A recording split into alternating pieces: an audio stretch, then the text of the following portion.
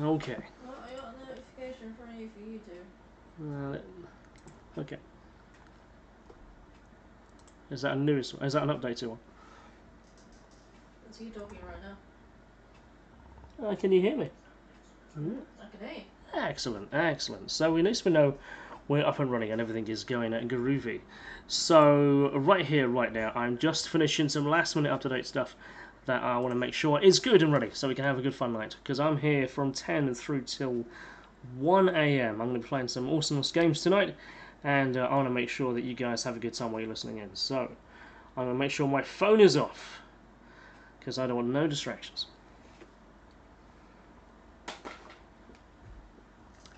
So I'm just going to mute this temporarily, and I will come back to you momentarily. So enjoy, and I'll be with you in a sec.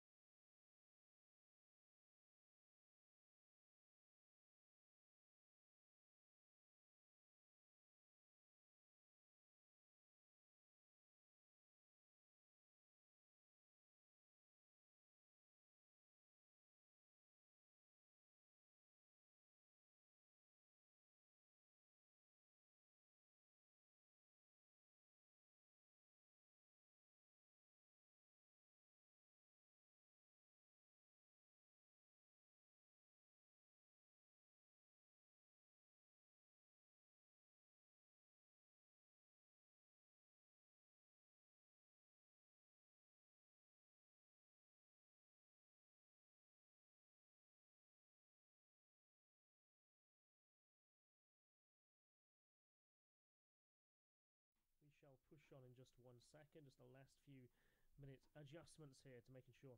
Basically, what it is, the girlfriend here was making herself a cup of tea, right? And you know what it's like when the kettle goes off and the kettle comes over the sound of the mic, and it sounds diabolical. I had to make sure that she had got sorted and got her cup of tea out of the way first, and then we're going to jump in just a few moments.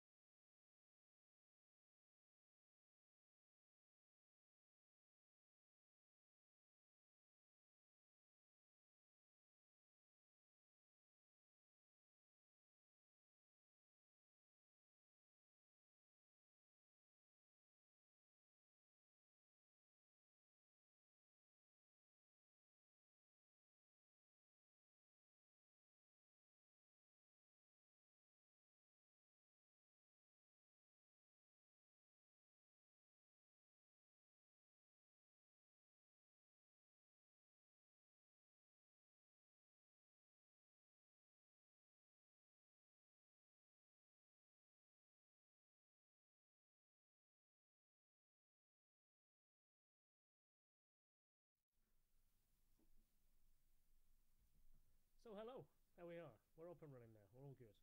So finally, the girlfriend has made herself a nice cup of coffee and she got herself sorted. And I'm sitting here and I'm going to play some games with you guys. I'm here to join you for 3 hours, raising money and raising awareness for the great work that has been done by the guys over at Special Effect, who basically make and do an awesome role in our community and the wider world, where they provide the ability to do something that we do and take for granted perhaps somewhat, is that we all love and play video games, right? Well, actually there's an opportunity for everyone to play video games, particularly when you've got, say, a disability, whether it be mental or physical. The joy of playing games is actually something we should all be doing, and we should all encouraging people to do. So we're here to do a 3-hour broadcast of what will be an amazing night, a 24 hours blast, and this is ItsMuchMore as part of that. So my name is Kristian, and I've been a gamer for a long time, and I am up to try lots of different things tonight. So I put out some rather interesting thoughts and tweets about some games that I was intending to play. I've had some feedback, and someone said, Kristian, I haven't seen the new Spider-Man. You know what? I have not ever tried linking up my PlayStation to my PC. So actually, this is something I've only done very, very recently, and I thought, well, you know what? Let's just go remote play. It's a new feature that's come out for PS4. You can now remote play to your PC, and so this is what I've done. So I've set up a remote play of my PlayStation 4 that is sat over there on my big 4K TV. I got a PlayStation Pro, and so I was intending to play Spider-Man with you guys. I'm quite a way into the story. I've been enjoying this now probably more than perhaps I should do. I played this, I got on with the game, and then I kind of put it on the back burner as I started to embrace the fun of other... Oh, gameplay is currently paused. Can I not play this online? Is Sony going to screw me over with this? Oh, no, it's okay. It's okay. So yeah, I kind of wondered whether Sony would stop me streaming now. Let's see if we can turn the audio down just a little bit. So I got into Yakuza, and I started playing. So as in Yakuza Kiwami 2, and I started playing Horizon, and many other games too. So I just kind of got really distracted, and then I really wanted to go back and play Spider-Man. And I haven't seen the Marvel stuff recently. I was like, let's get on with this. I've got to play this.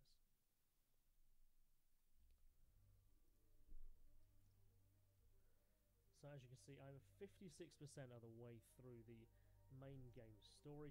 I'm kind of wondering, can you guys hear the audio? I want to make sure that you guys can hear this okay. It's not something I typically do online, and I want to make sure that you guys have a good time.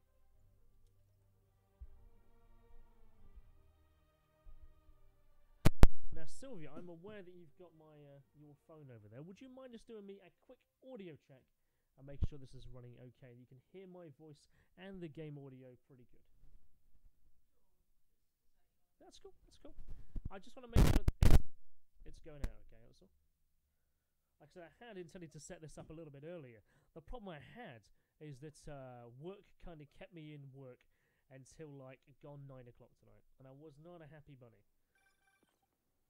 Peter, I'm about to begin another test. Oh, sorry.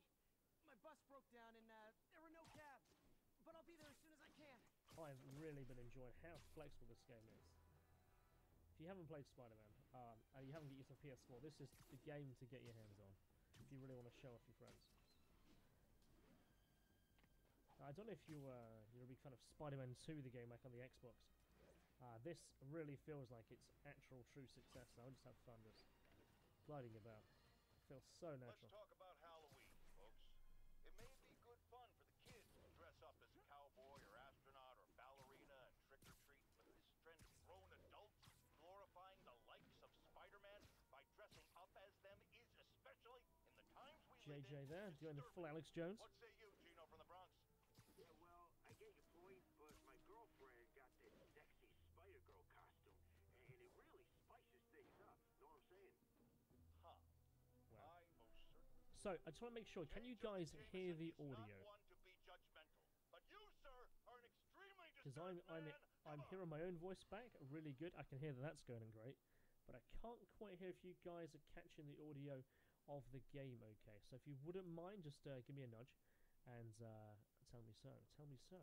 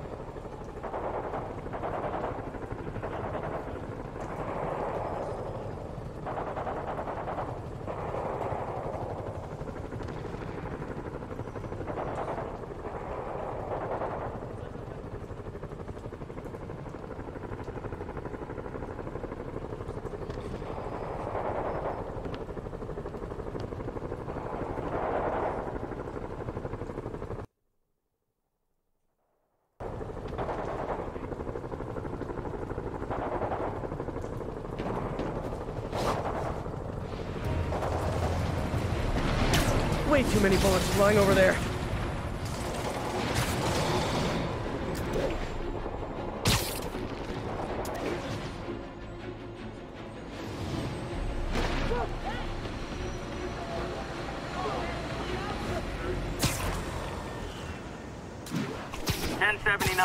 Reports of mass terrorists arming a bomb. Please proceed to Halifax. Over.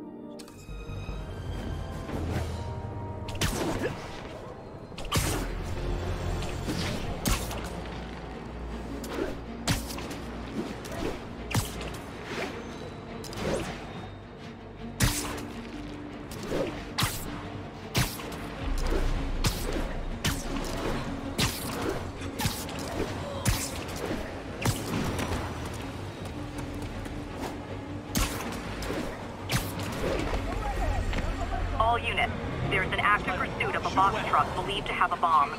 Incident was reported near the meatpacking district.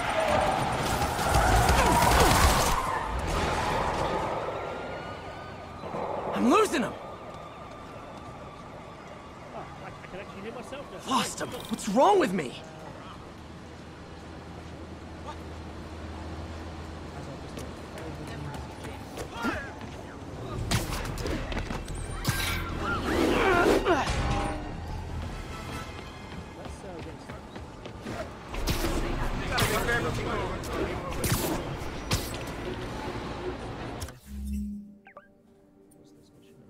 Checkpoint assault. Yeah, let's go.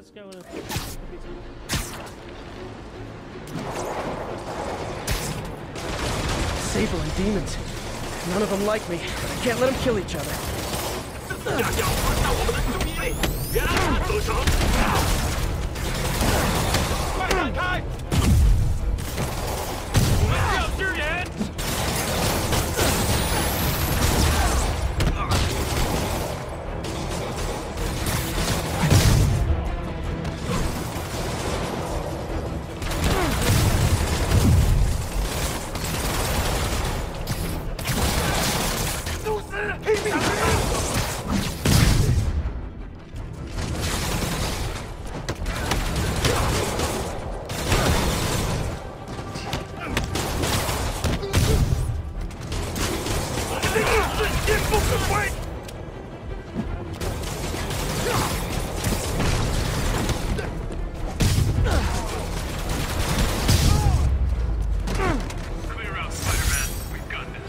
I'm sure you do, tough stuff.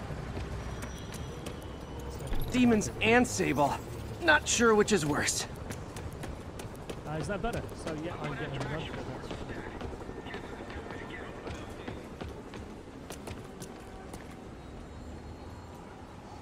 And the game audio is absolutely fine, yes, of you? Fantastic, thank you very much. See, it's good when you have a little bit of system.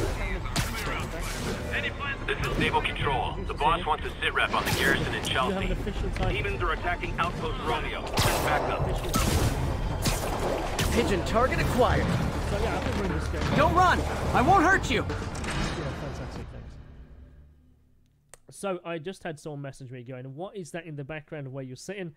What is that over there? Is that some kind of demon? No, if you're a fan of The Witcher, and I really hope you are, that is actually his medallion that he has on his chest. That he carries around with him, his medallion. And I was doing, so what I do besides game, and besides doing the usual work stuff, I run a podcast. It's called Our Curious World. Hey, And, sorry I'm late. Morning, Parker. Or is it Got evening? really That doesn't matter. It does, in fact, look a bit demon. Check the neurosensors, would you? We need a faster response time. My mind's On so it. quiet. Ooh, okay. Try to get it under 3 milliseconds. As far as it can go. How's that? Let's just take it all the way up. Let's just move it this way. And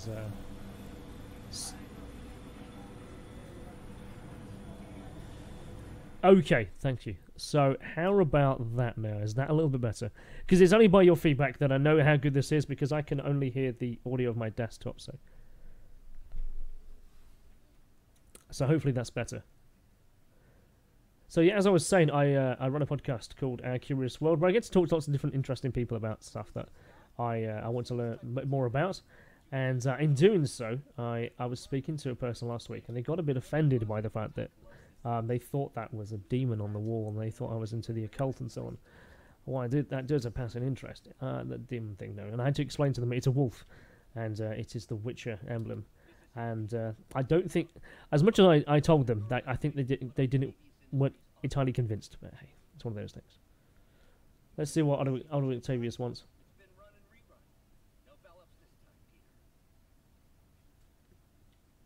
Okay, I didn't even hear what he said. I haven't felt this confidence since France. We're on the verge of something great. Okay, so let's go and have a look around his lab. You know what? I think Spider-Man 2 is still probably my favourite movie of the Spider-Man movies. I was just thinking about, Otto Octavius, and the fact that JJ, he makes that comment. This is like, what's the chances of a guy with 8 arms and 8 legs? A guy called Otto Octavius getting 8 arms and 8 legs. What's the chances of that happening? I loved his sarcasm in that. And I can't remember who the guy who plays him was as well. Now, I've done most of these, haven't I? These are mini side games that allow you to power up your gear and power up your equipment. But in terms of how they look visually, they can be a bit mind-numbing. So we won't do that for the time being. But we'll go explore the rest of Octavius's lab. In terms of the game, so if you don't or haven't played this version of Spider-Man, it's actually a little bit further on in the world of the universe of Spider-Man. Peter's now an adult, as in Mary Jane actually now works at the Daily Bugle, and she's the investigator. Harry has left to go to Australia, I think it is. He kind of works, he talks to him via like Skype and so on. What am I actually supposed to be doing? Okay, connect the database. Okay. Yes, it's a little bit on in the Spider-Man universe. I got to meet Miles yesterday for the first time. Miles actually again of a different story. His dad is the police officer still, and you got to play with him briefly while he basically did a rescue mission. Whether there'll actually be any more of that. So what do I have to do here? I have to complete a circuit. Well, that's not going to work, is it? That's so. Guess it's a matter of a bit of a deduction here. Now, Barry, I can't see what you guys are saying. Sylvia, being the producer over there, is my feedback. So hopefully you guys are getting this good. So we have to get to here. Target voltage of 1. Let's see if I can make this go. How do I get it? Remove that. Remove that. Does it have to be that way? Most likely. Rotate that around.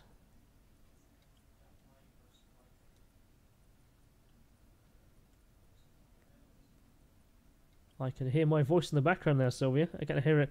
I can hear my voice over her phone going bang to the mic into my ears. But it certainly says my voice is okay now, yeah? Yep, your voice. And the audio of the game is not bad, yeah?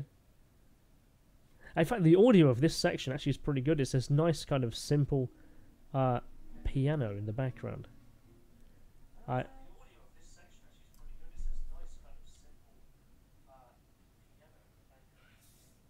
Let's just tweak the audio a little bit more.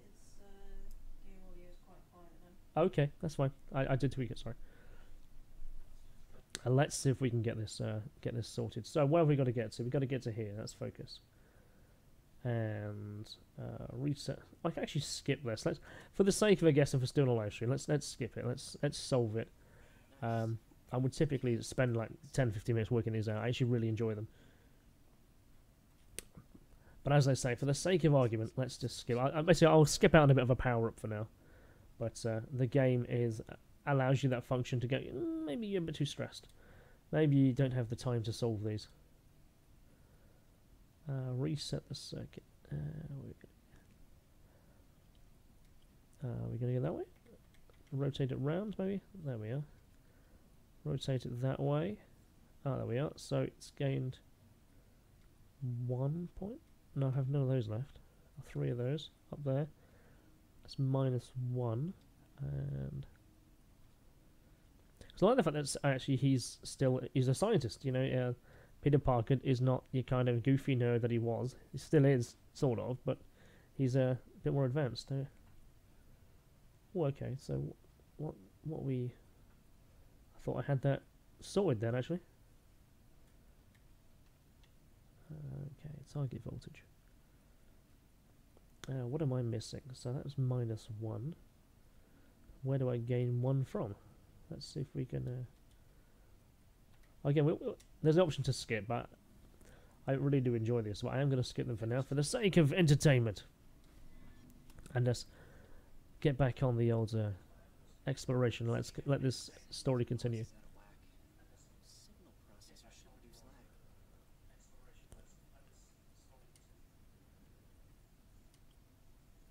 Oh, okay, that's not good, right, is it? So voltage goes in, and we got to get to the end.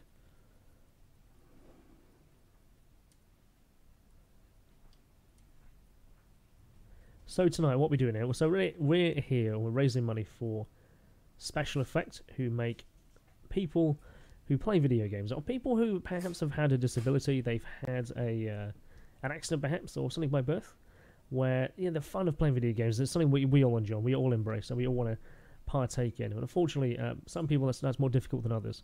So what Special Effect do is they are a charity, they're entirely donor generated, and they have these events throughout the year, which is what we are involved with tonight, which is Gameblast19, which is helping raise that money so people who are disadvantaged can enjoy the fun of video games, which is what we do. So it's a win-win situation for everyone. And thanks to James for allowing me to. He asked me, so Kristian, do you want to get involved with this? I'm like, you know what? Actually, I really would. That'd be really cool. Let's see where the story takes us. And quite taken back by what Special Effect do. I've had a look at some of their work, and it's impressive. Let's take this game audio for a bit.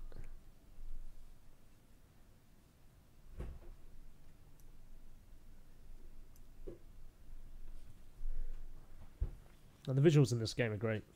I'm running this on a PlayStation 4 Pro, but I am streaming out via 1080p. Just so it doesn't jaggy or get any lags or anything like that.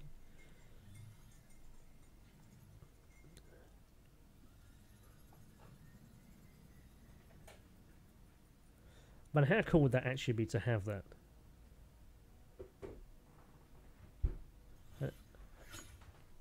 Oh, nice. I'm not quite sure who the actor who actually plays Peter Parker in this is, but I've certainly seen him in a few other things.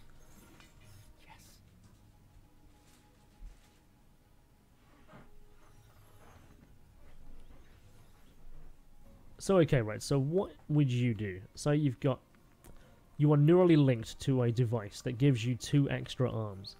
What advantages, what would you do with that ability? So you literally can walk around like Goro, right? Mortal Kombat.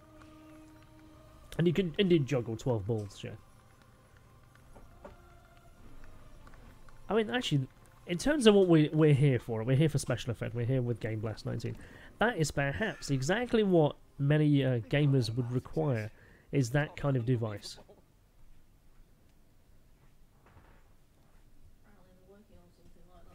Do you need some help?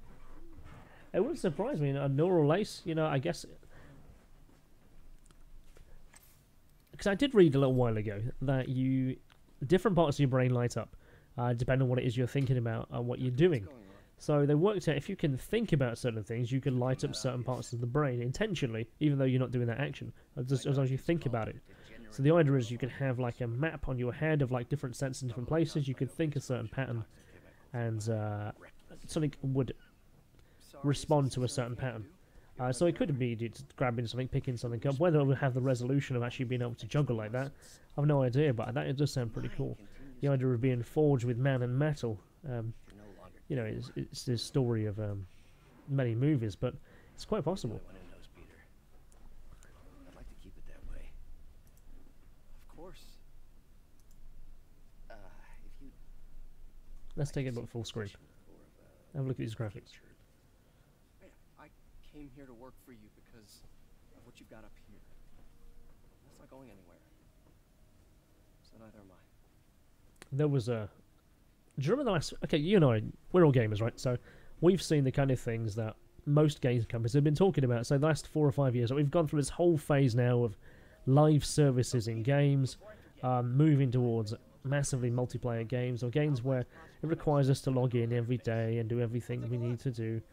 And that they wanted to back off from single-player games entirely. I mean, there was this whole thing where Microsoft literally bailed on all its all its first-party IPs that were all focused around individuals.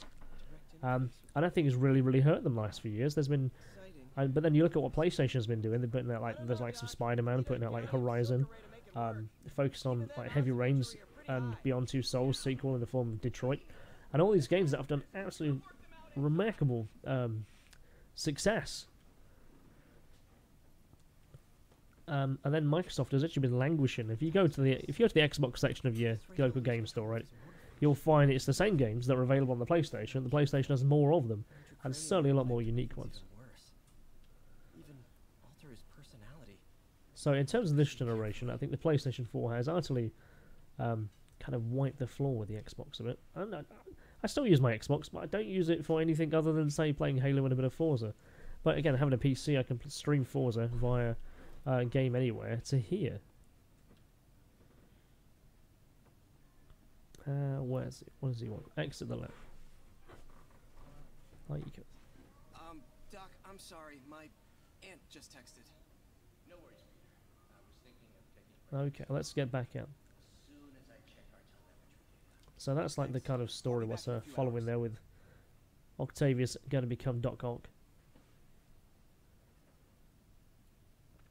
So I still wonder. So on that very note, then, so if you had a neural lace interface with a pair of extra arms or an extra pair of limbs, would they take over you, or would you still be in control of them?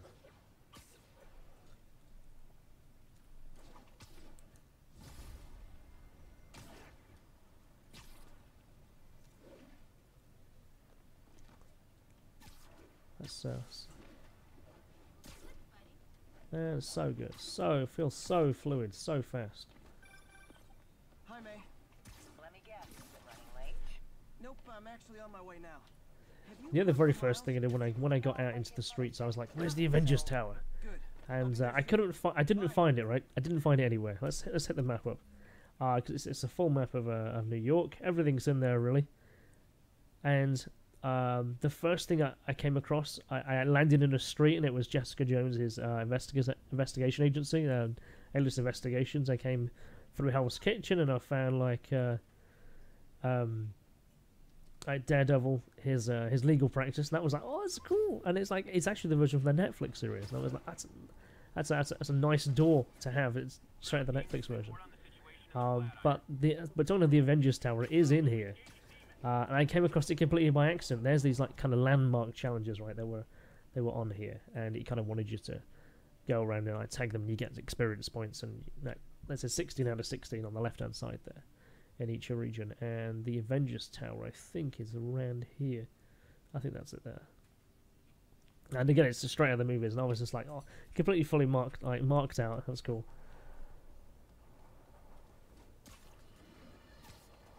Folks, you've no doubt heard about the riot at Empire State University. But this is not your I'm not quite sure why they went with J.J. Dillon basically becoming Alex Jones. millennials and hormones run rampant. Authorities are keeping a tight lid on the situation, but my sources tell me the demons drug the students, turning them into deadly rage machines.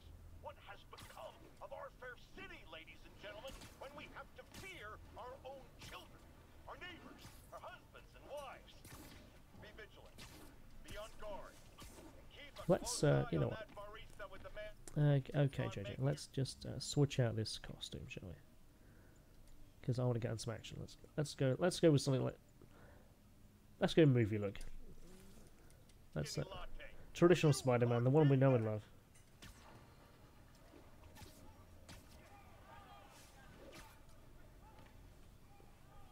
Let's see where the story takes us next. What are you doing here? Oh, it's Miles, I think. Oh, we got a fighter. Oh, might as well take down, yeah. UFC star, go on then, get a BJJ going on. You just made your last mistake, punk. Yep, gone. What the? Gone.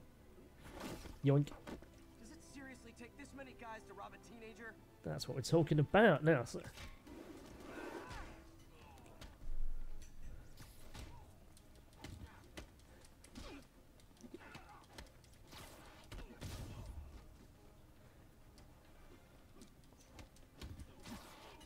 Now, he's got a lot of powers, actually.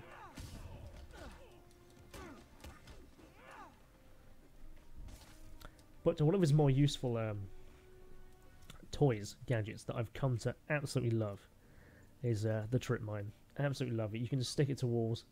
And yoink. Ah, and I just can't remember how you employ it. There we are. So let's just take it on the wall. So when this guy runs past this, it just pulls him in. That's just great.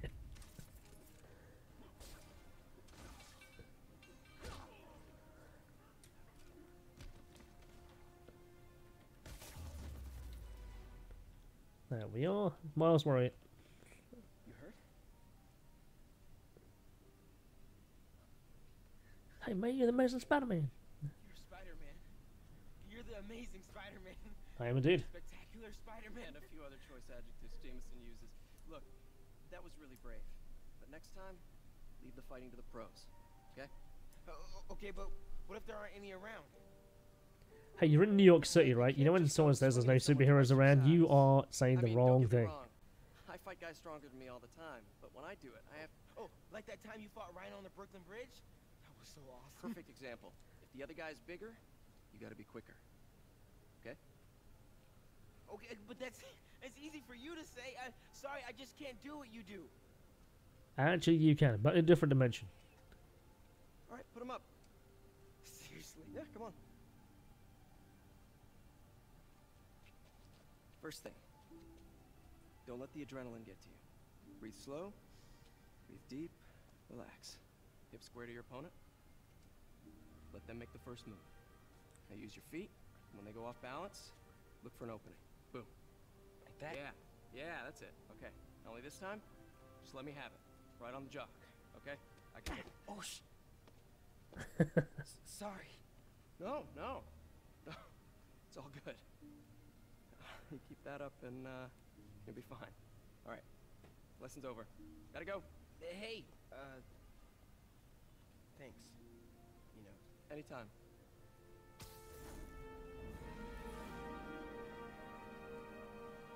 Man, you just clocked Spider-Man in the jaw.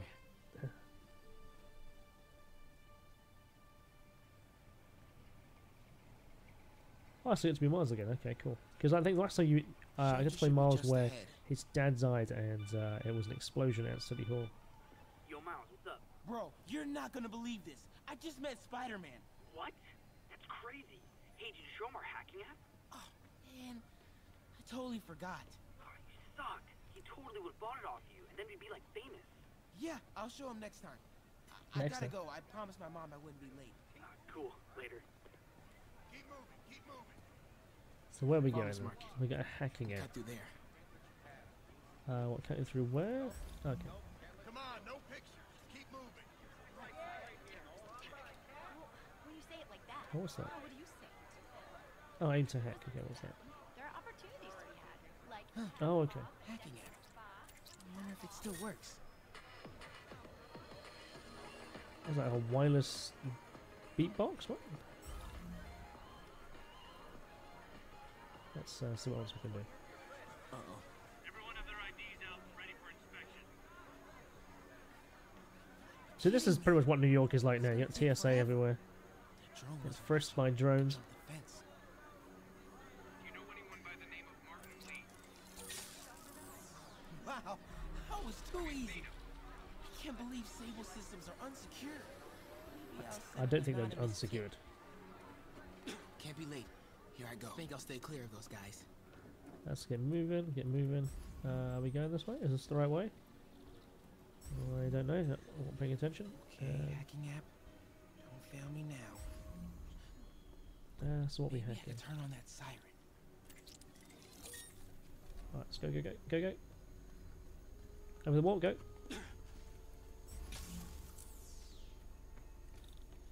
let's see.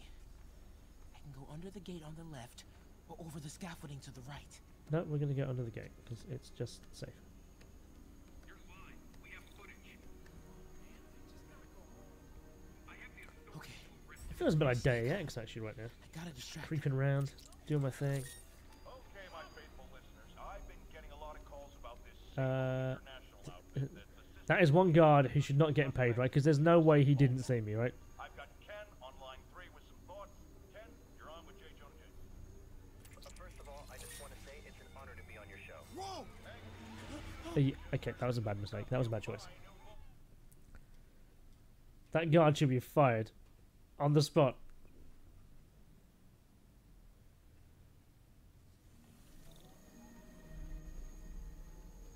Oops.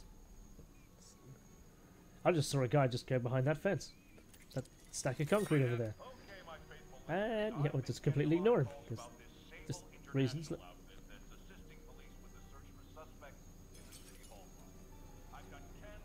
Because reasons. First of all, I just want to say it's an honor to be on your show. Just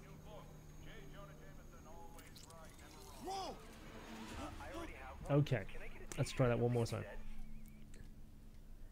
Mission failure, you were spotted.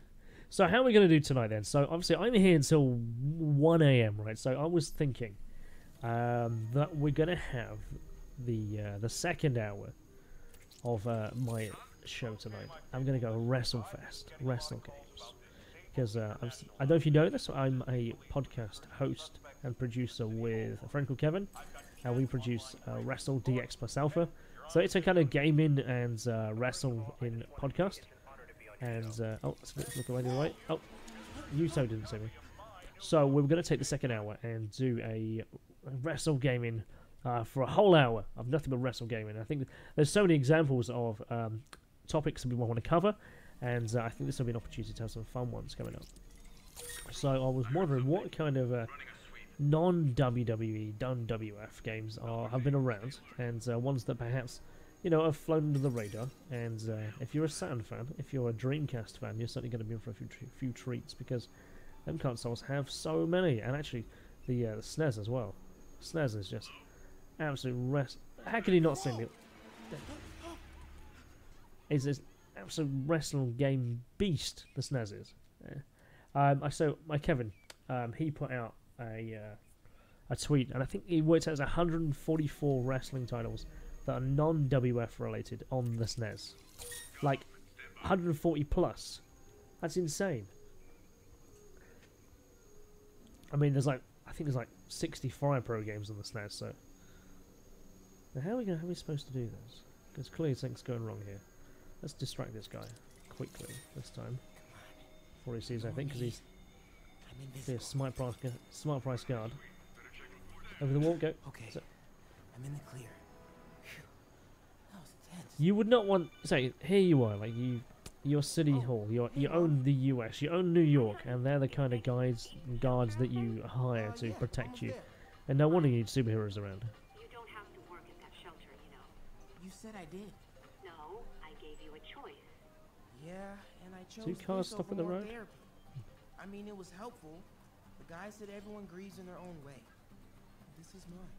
Okay. People are doing their thing, just detail, like the guy just recording like some buskers. It's happening. That's pretty cool. The detail in this game is next level. We'll get through this. Okay? I gotta go. I'll call you on my way home. So where are we off to? What are we doing? Okay, just straight to the feast shelter.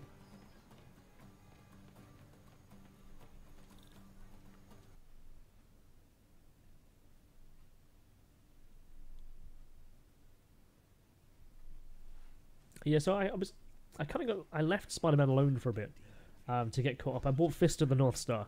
I really wanted to get Yakuza Kiwami 2, and I got stuck into both of those really. And Fist of the North Star is so good.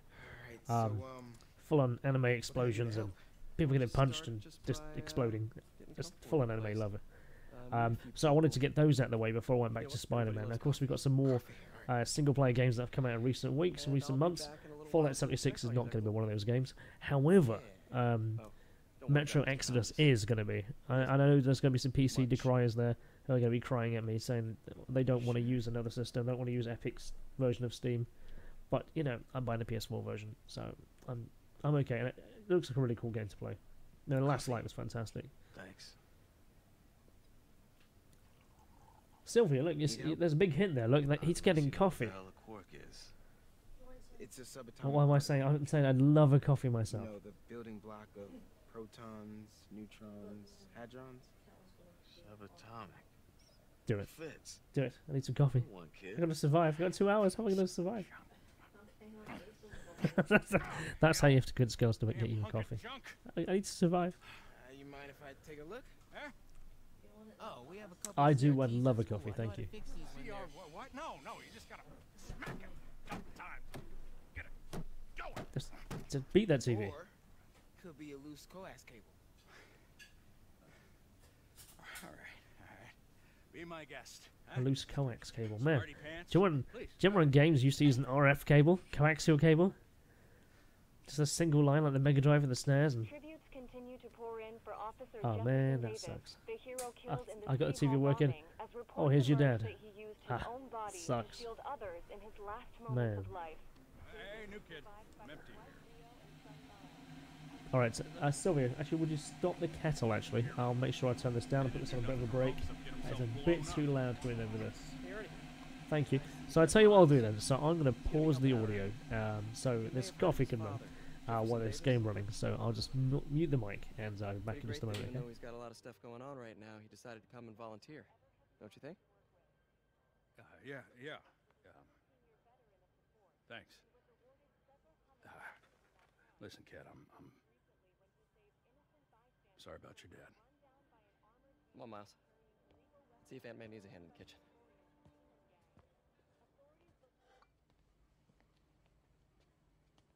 Hey, May. I gotta take off, but brought some help for you. Hi, Miles. Nice to see you. Well, grab an apron, wash your hands, and I'll show you around. Hey, Peter. Thanks for that back there. Of course.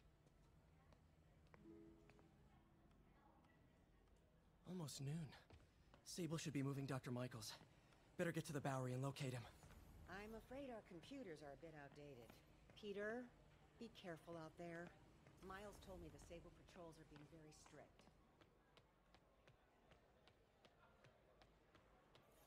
Hey, Pete. Your aunt's really stepped up.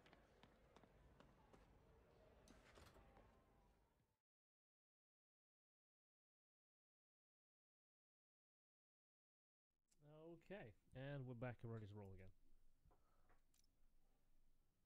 Hold R2 to parkour over objects. Hell yes. So, do you have a PS4? Are you a PC gamer? Are you an Xbox gamer? What is your thing? Where do you play the most? What's your spin? Where do you play? Or are you mainly a retro gamer?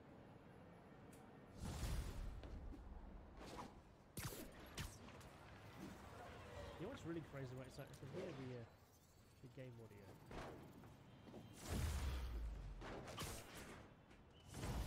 It feels like there's. I'm not actually by the window. Right? Hey, Yuri. Window, just I'm heading to the Bowery to make sure Michaels gets to his new safe house. You know, safely. It just sounds like it's I here wouldn't do in that. the game because Silver it's Sable made it clear you are not welcome. It's New York City. Yeah, well, what's she gonna do? Shoot me? Honestly, 50-50 chance. Ah, fine. I'll be in the neighborhood, but not too close. Just in case. For one to survive, one has to have good coffee.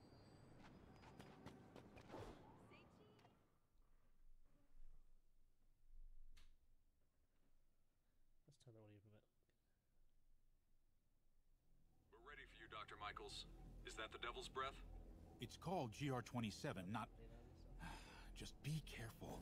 In the wrong hands, this could... Don't worry, we're the best in the world. I feel better already. Code 381, package is on the move. Yeah. Okay.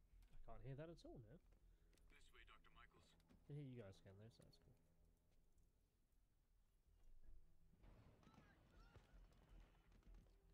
What the hell is that?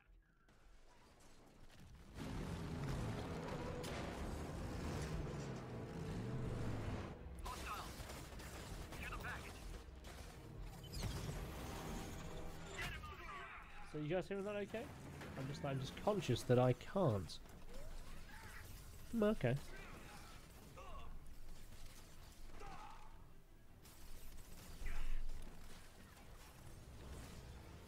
Oh, these guys are in terms of enemies, right, in the game, this is the only guy who ever gives me any trouble.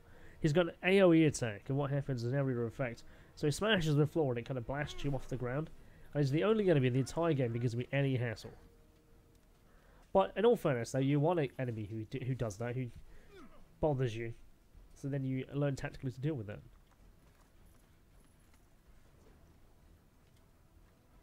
So this is Negative Man. That was Stephen Lee. Welcome aboard, Doctor.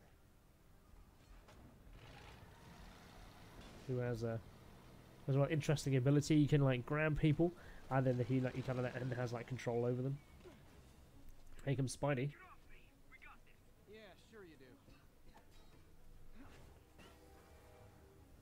You see, I want to be able to pick up a manhole cover and frisbee it. That would be cool as hell.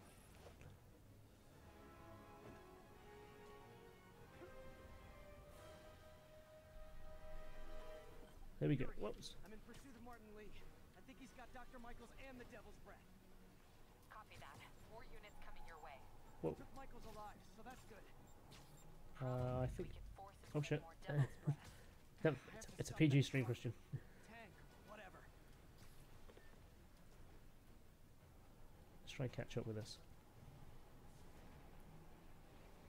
You know what we need is a Godzilla game like this that has a fully interactive like city like this on this kind of level that you can just wreck, destroy as Godzilla.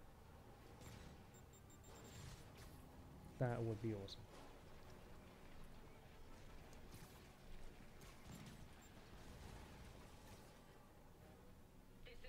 Oh yeah, and we're on. So,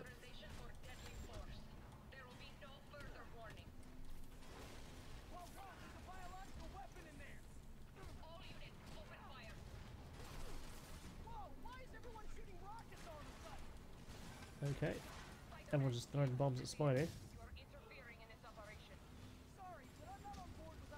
Did I just take that in the face? Yeah, I kind of did. How good this game looks is absolutely amazing. Need to clear the guys in the trucks before I go after Lee. Oh. Oh, okay, so it actually wants me to go between them. Right, there you go. And... oh, I missed it. Punch it. Oh, I was intending to. Oh, I've got to lean the way. Okay, how do I lean? Oh, yoink.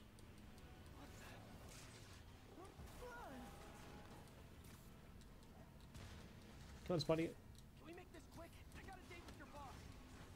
That's impact web.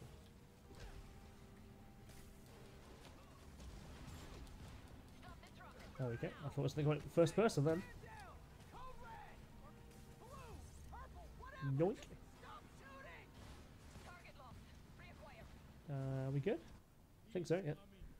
He is coming, and he will destroy all sinners. He is coming indeed.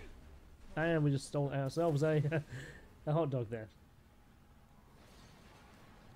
Just visually, this game is absolutely just stunning piece of work.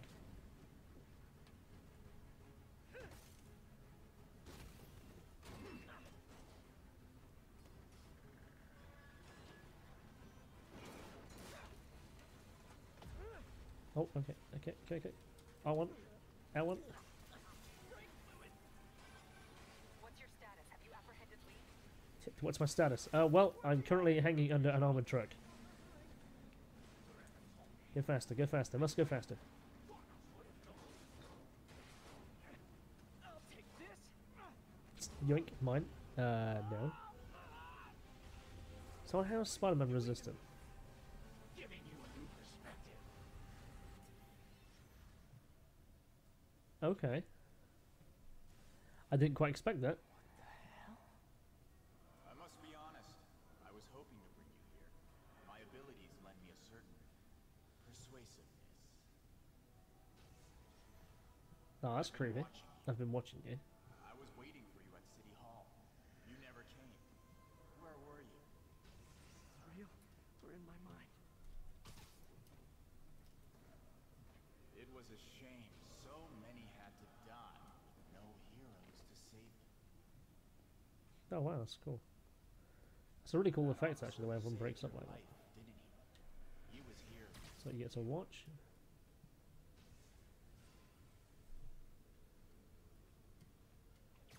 And Norman wanted to use it. A futile gesture, in the end. And where was Norman during all this? Slinking like a rat. Slinking away like a He knew rat. what was going to happen, and he fled. Norman is a hidden cancer on this city. He must be exiled. Yeah, that's the other thing. Norman Osborn, he's actually the mayor of New York City in this game. Norman hides behind his mask of lies.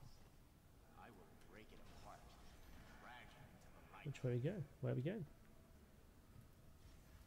Oh, so he's back over there.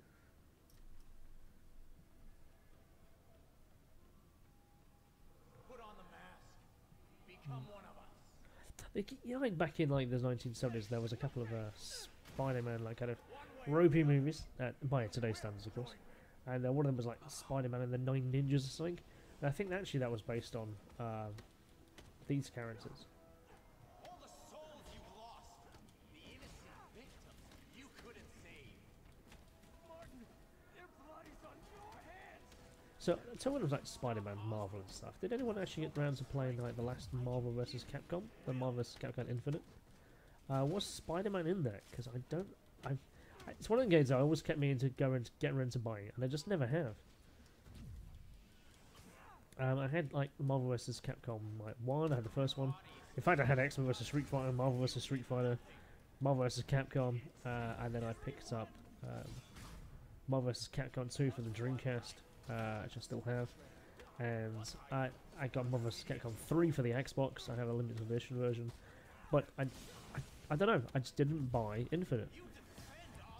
And I'm aware that the X-Men are not in the game, which perhaps might be the reason why I didn't buy it. I think I was a bit disappointed to learn that. But I don't know if Spider-Man was. So I guess like Marvel kind of moved on to focus more on the Avengers, really. I think it's rightfully so with the whole the Sony thing where they the Sony movies certainly, where they stopped their use of them.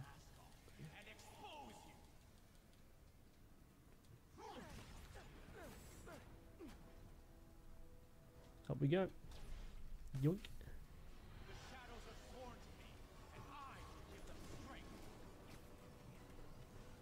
How about you catch that? Out of it right back. Oh. Oh no.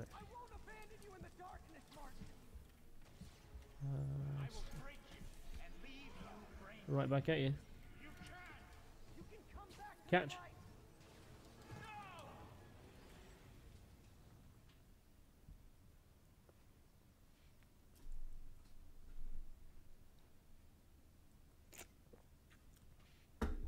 So here we are. It's a gone 11. Wow.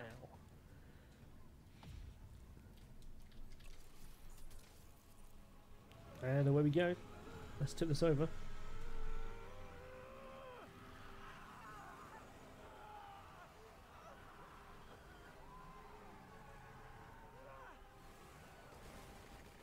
That is going to leave you a headache.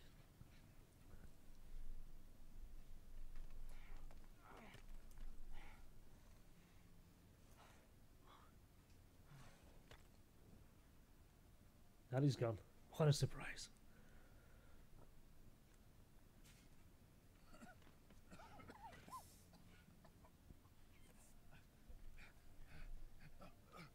Hey fella, what's going on? Did you see where he went? Did they take it? Yes. How worried should I be? Very. You're a popular guy. There's a special ops. Oh, look at it. Look who it is. Where is the serum? Silver Sable. I'm gone. So-called superhero. You think Man, what an outfit. people, but you just make it worse. This is Ultra your tight pleather, white jacket. Yeah, that works. Under your protection. You really need 2 of those? Spotty got taken down. We need to brief Mr. Osborn now. I'll go with her. Thank you. I'll remember this.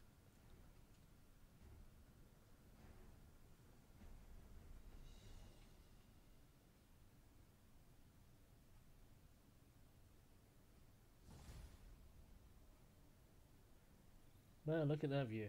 And I can go anywhere. Yuri, tell me you've got a lead Level on up. Martin Let's Lee's just let's go level up. Because there's skill points as well to spend. I have 3 skill points. Let's see what I can spend them upon. A wrecking ball. What can I got here? Yeah, that's pretty cool. I think let's take weapon.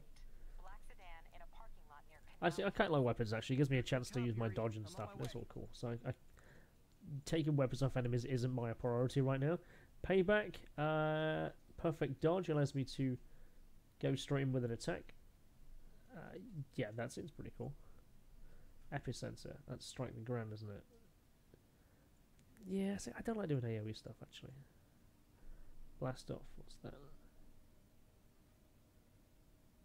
You know, I'm actually going to go with payback.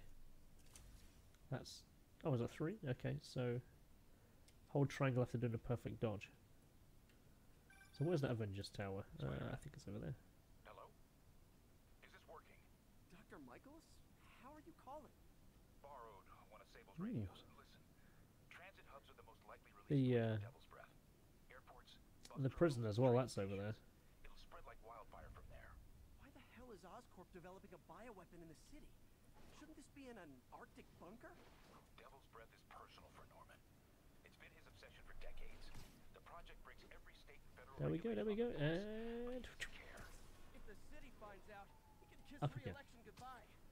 Never mind re-election. He'd be tried in The Hague for war crimes. Why are you telling me all this? Aren't you just as culpable as Norman?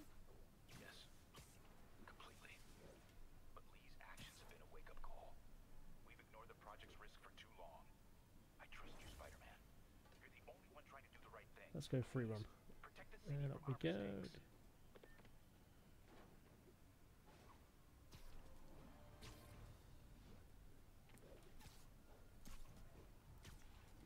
Man, this game's just so good. You just to fly around, what's that? To fly around, web around, really. And it just feels like Spider-Man. This feels like Spider-Man 2.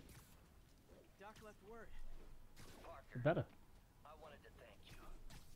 Your work on the neural interface has been invaluable. That is no bad place to be. You could see what that means right now.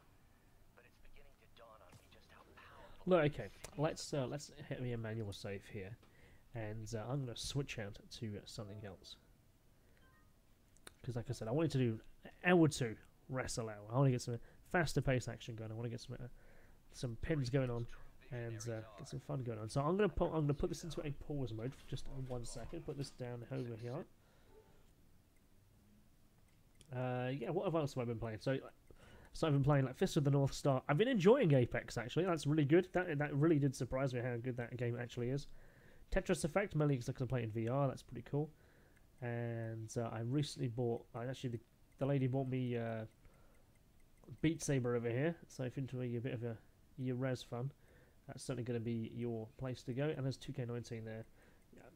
Kiwami 2. What else have I been playing?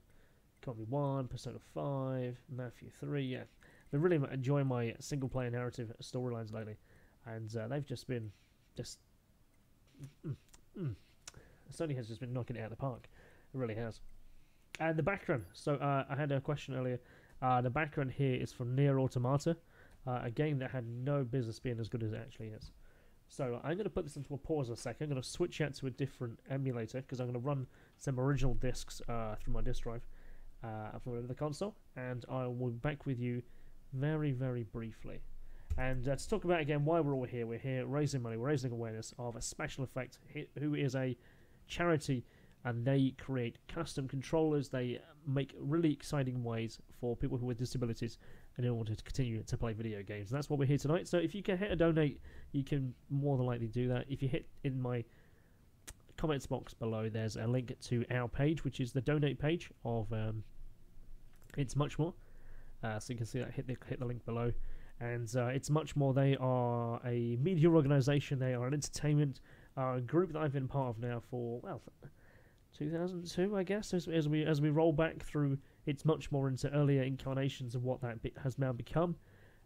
We've been supporting many charities along the way. It's a big thing for James and for Dan. And so while we're here tonight, we're raising money. We're raising fund for Gameblast 2019.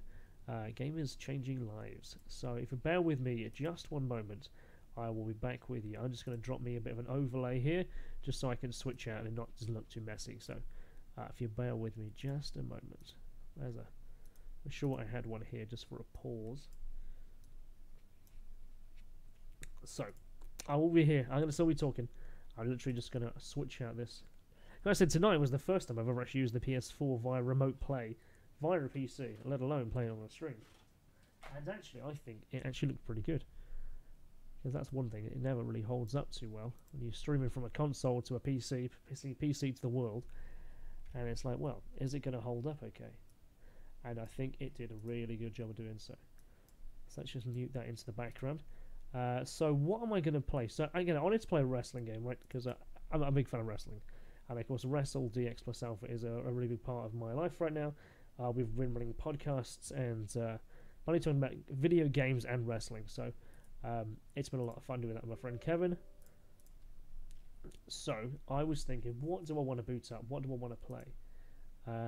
And one of the games I really wanted to hit up was New Japan Pro Wrestling featuring Virtua. And I kind of realised that I could no longer find my disc. It's a bit disappointing.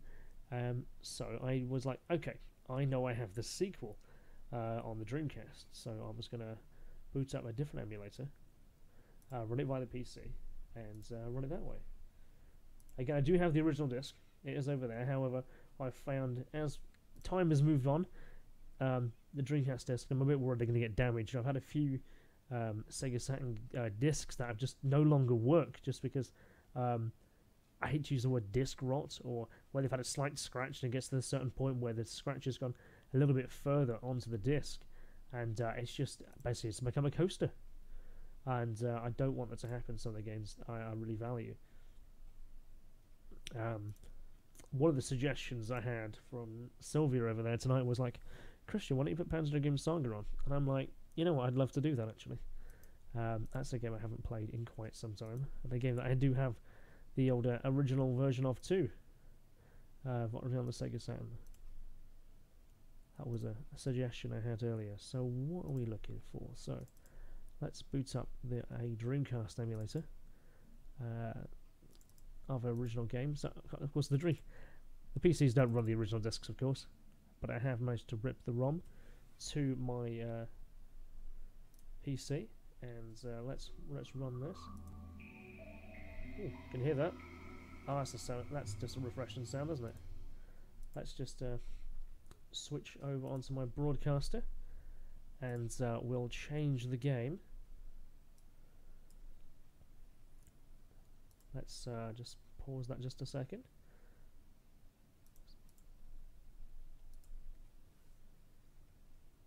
Well, yeah.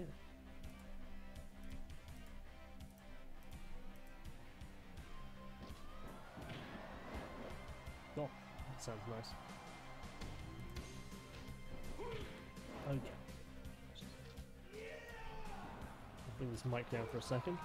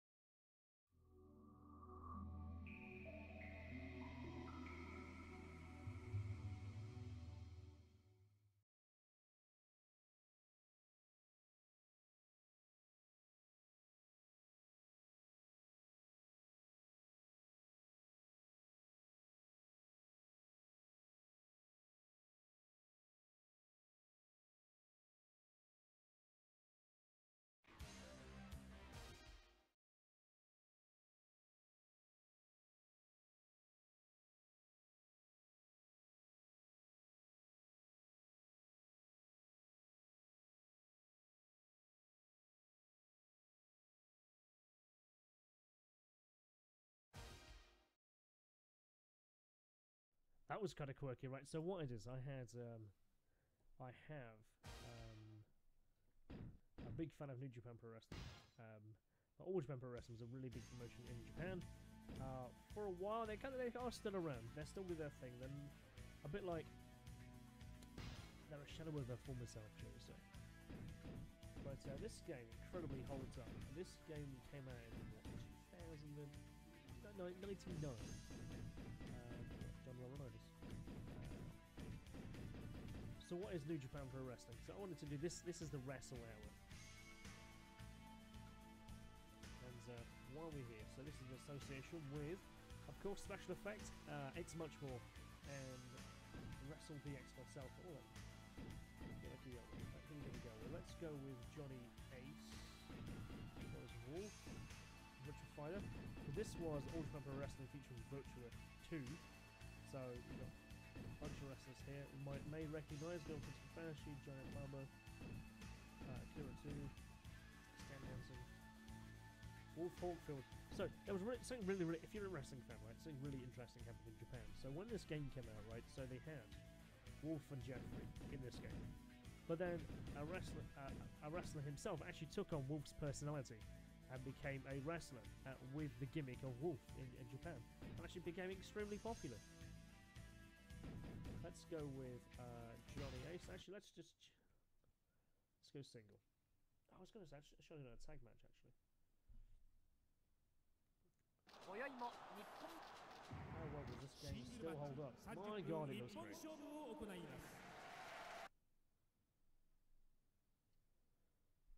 There's such a wealth of games that came out in Japan.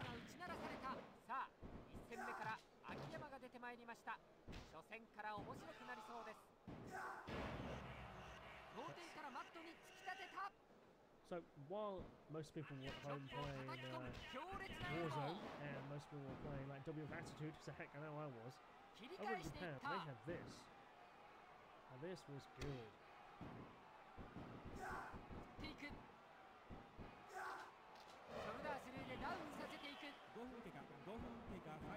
So it was, I had the Saturn original, right? So let's just take this game order down just a little bit, because as game commentary too. So the way that the arcade version worked, you had 3 buttons. You had attack, you had a kind of grapple, and then you had a kind of like other grapple, which was technically was B, right? So basically it was like scoop slam or hip toss or something. That's like this. But when it came to the Dreamcast, obviously, when it came to the Saturn, of course, it mirrored that.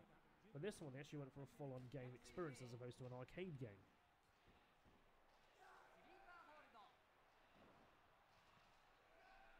So, could I remember how to do finishes? I don't.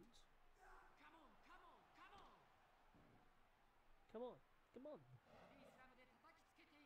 Let's get this pin going on. No, rope break. Oh, it's a bitch slapping.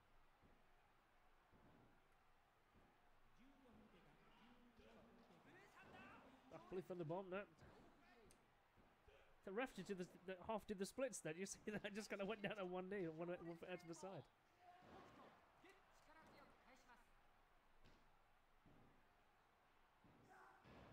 Man.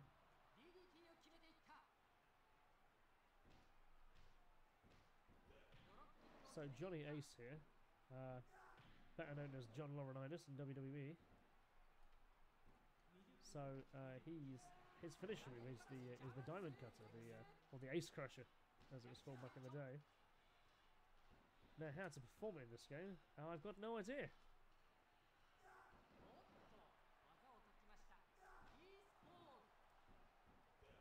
So I know the Saturn it used to be AABC.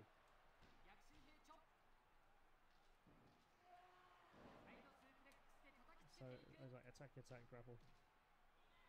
But I don't, obviously, I don't know what this. Let's get a pin going on. Oh, there's only 3 seconds left.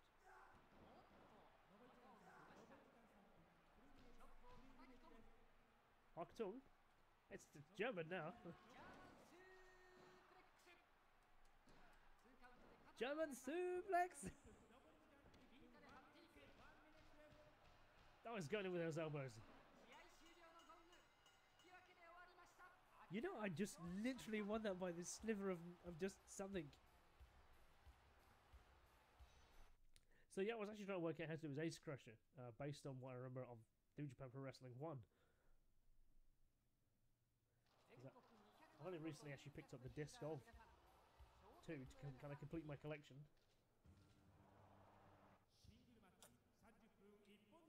And then I ripped it to my PC so I could play it here tonight. So this is about my 4th time playing this. Oh, it's Giant Baba.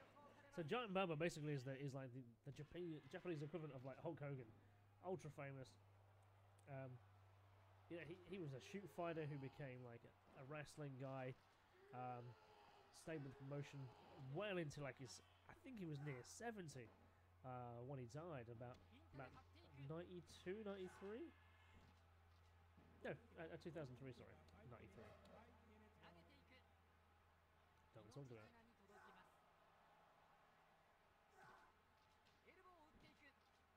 Elbow, take it.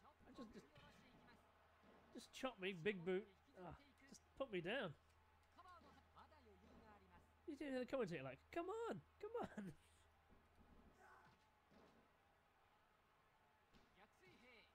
And Giant Baba, of course, well known for just not like selling anything, you know.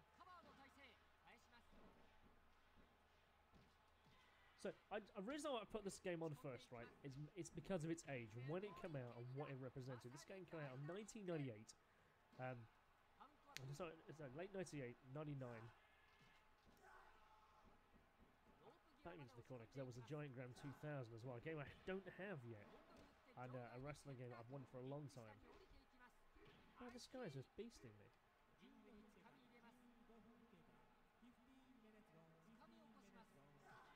Big booting. Slap him. No, he's just like, no, snap me over. I'll take you out. Nah, German suplex. Can't into a snap now. So yeah, as I was saying, I wanted to show how good games looked, you know, compared to the games that we were playing, which was WF. He's got me as well. So what were we playing? We were playing Attitude, which I'm gonna put on after this. I got the Dreamcast version, and I ripped it to my PC a little while back. Of how bad that game at the time was fantastic, because I didn't know any better. But actually, the game has aged incredibly badly. Let's see if I can quit out of this. Now loading in Japanese.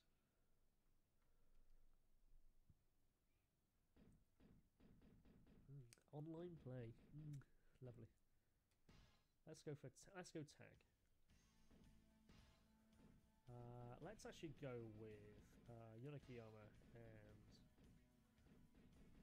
actually Yonakiyama and Wolf Hawkfield. I think would have made a hell of a team. I think actually in Japan, yeah, I think it was the guy who took on the character of Wolf and Johnny Ace became a team.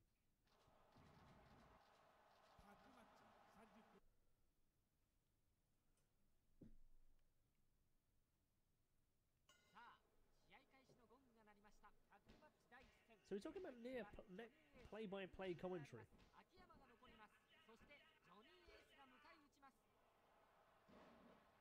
Now the game is motion captured. It's fast. It's fun. It's like it's arcade slick. It's 60 frames a second. You know, you got the guys on the outside look like they're actually doing something. They're not just static. I mean, okay, the crowd's kind of static, but it's a multi-layered background. You know, each row of that crowd there is, you know, a row. There might well be a single graphic, but they're actually a row. I mean, you think it wasn't really until like SmackDown on the PlayStation, what, Here Comes the Pain, I'd say, that even the crowd even became animated beyond just like a mesh. Oh, you're not taking that, are you? No. Come over here. So that's actually, look at that, that's actually the Virtua Fighter 3 Wolf. I've actually got control of it. I wonder if he's actually got his Virtua Fighter 3 moves list.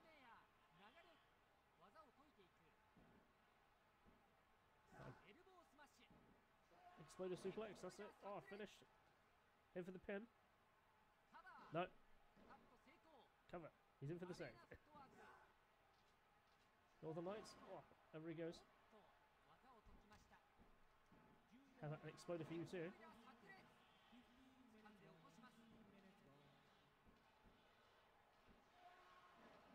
Yeah, so the control system was effective. You know, you don't need to be whipping him into corners and all this stuff, and it was effective. It was just a grapple, attack, and like kind of like a B, which is kind of a supplementary attack.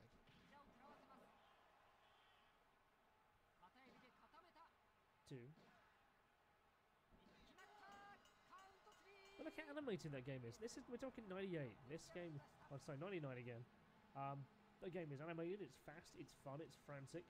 There's lots going on, and the Dreamcast had so many wrestling titles that we were doing a dedicated video podcast on the transitional period. So we did like a series of wrestling games that were from the 8-bit era, the 16-bit, 32, and so on.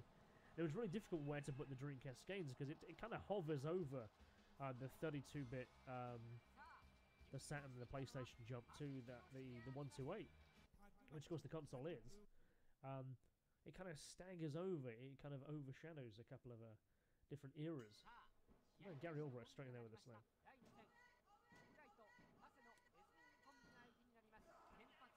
Can't get off me. Oh, straight in with the pin. Oh, I've actually got control of Wolf again. I thought he was going to go for a second low double team there.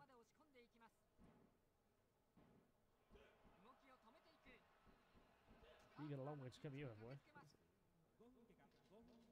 All the lights. Is that Akira too, isn't there?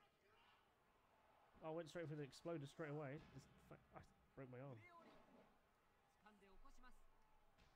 Oh, it's a bitch, lads. Just elbow, elbow. Yeah. So, as I said about the wrestling games we covered. Oh, what's he going for? Double underhook suplex. Nice.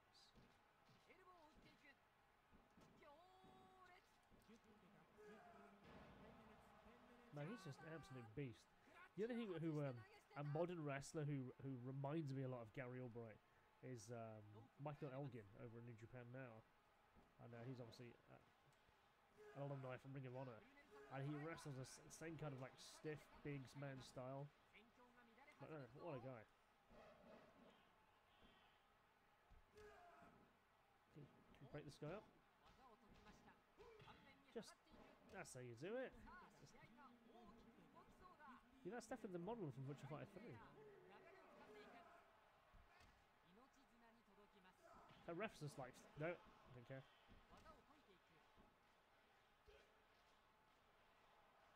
But, did you say, how do you take it? Oh, no, no, no, no. Rope break. I'm gonna get a tag. He's gonna stretch me. He's gonna German suplex me. Yeah, he is.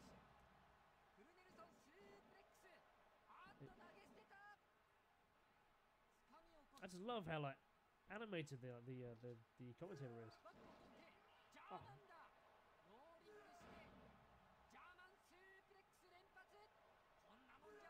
That suplex city.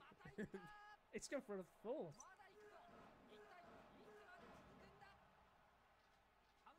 Come on, get it. You gotta get a tag, man. You gotta get a tag.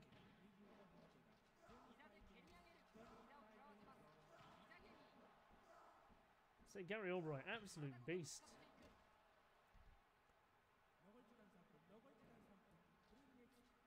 Oh, he's just tossing me around.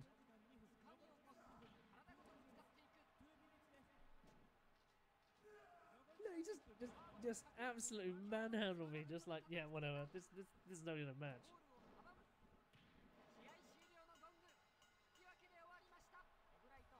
Man, he just beasted me. That was great.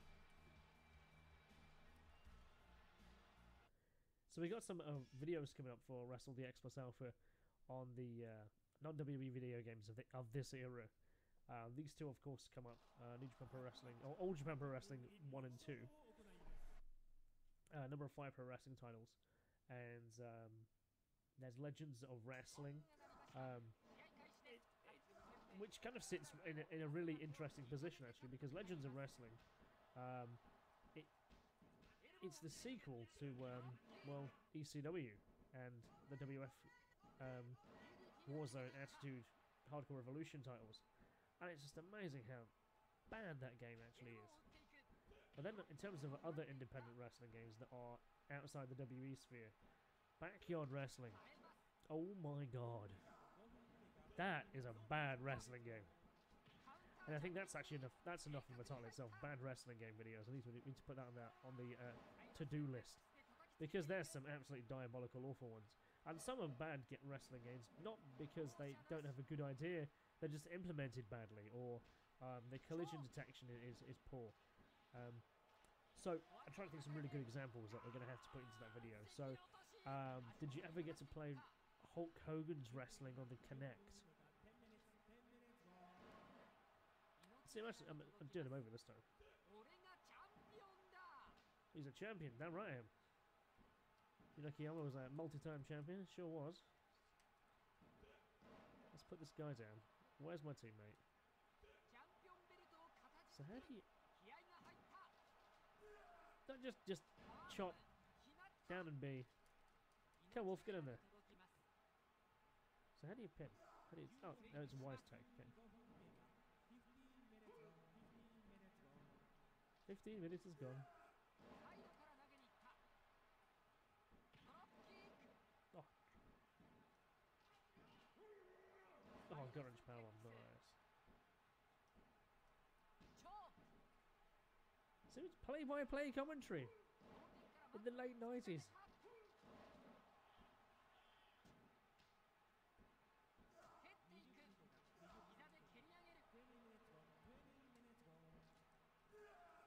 Oh man. Did he just call him a nugget? Oh, reverse. Oh, you are lucky. You are. He was done.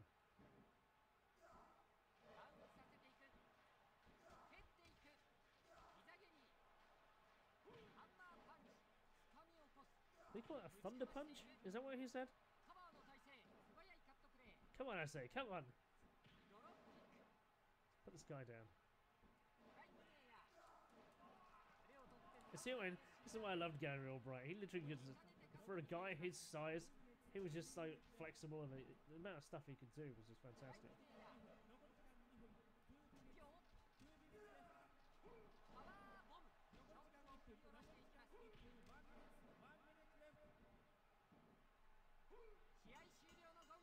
Did I win just by damage alone? What? I didn't even win. Wow, I didn't even win. So let's hop out of that just for a memento. Let's oh dear. Let's break up the older Redream, because Redream is fantastic. And bring that over here. Bring you up to speed. No, not that over here. Need that over there. Instead, need this over here. This is my Redream archive of the games that I've ripped to my PC. And let's have a look at what the WF was putting out at that time. The WF was putting out this. WWF Attitude. You know, I bought this on day one as well. On the PlayStation. Me and my friend Kevin, the guy I now do WrestleDX Alpha with, and a bunch of friends, we all bought Warzone on the N64. We had Attitude on PlayStation and stuff, and this just took up so much of my time as a teenager when I was at college. And playing it back, it's just rubbish, absolutely rubbish. But I guess it's a product of its era. When we talk about the Attitude era, this was the game they put out at the time. Compare that to the game we've just played. You know, it had live commentary, it was fast, it was fluid, it was emotion captured, it was 60 frames a second. This is what the WF was putting out. And while it looks like it's the Attitude, this game is rubbish. But we are going to play it. Because we can. So again, this is a game I've ripped from my own collection. Let's... who was the man at that time? I guess it's Stone Cold Steve Austin. Who was his main rival? I guess it would be The Rock now, wouldn't it? Actually, you know what I seem to remember? There's something you have to do in this game. Because by default, the game doesn't have music on, and it doesn't have commentary on by default, which is really bizarre. Blood is off. You've got to have blood on, because it's blood. Is it music? I think you got to have like the audio languages set to teen, so you get like the proper versions of music. Otherwise, they're just not. Yeah, I'll say that. Yeah, that's fine. Let's jump in. Let's have a game. I think you know what? I think the commentating on this game actually is Shane McMahon and Jerry Lawler. I do think it's so hopefully you can hear the audio okay, and YouTube isn't going to flag me. Let's bring the audio up just a little bit more, and bring my own voice up a bit more. So I hope you can hear that okay. So let's go with Stone Cold Steve Austin, and let's go with The Rock. And we're going to turn that time limit down a bit, because it's brutal at how many life bars you have, because life bars are what you had based on the time, except it's really long otherwise. Match options, hardcore, full scale anywhere. Last match. Let's go with a standard match. So this is what the WF is putting out.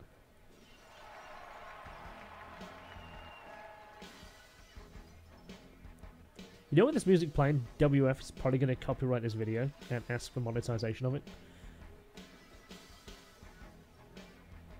Does lack a bit of that personality of 1998.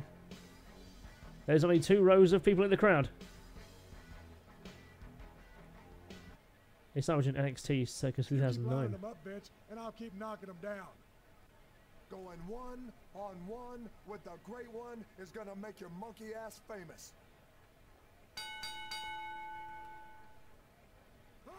Stone Cold thrives on pain. I felt that impact out here, Shane. It's just stiff. I mean, I guess it's only because I've played it. I kind of know a fair number of the moves. Say good But night. Get up. Jerry Lawler, I've never liked as a commentator. I just don't think he's that good. People are gonna hate me for that. He just comes across like a 1980s pervert, who I just can't stand. So look how just stiff this game is compared to what we've just been playing, right? Compared to like All Japan Pro Wrestling 2, and obviously 3 is even better than that. This game was just rubbish. But unfortunately, we didn't know anything about these games at the time. What do the fans think they are? Stone Cold knows what they want to see. If you got a cold beer for Stone Cold, give me a hell yeah. I'll stomp a mud hole in you and walk it dry.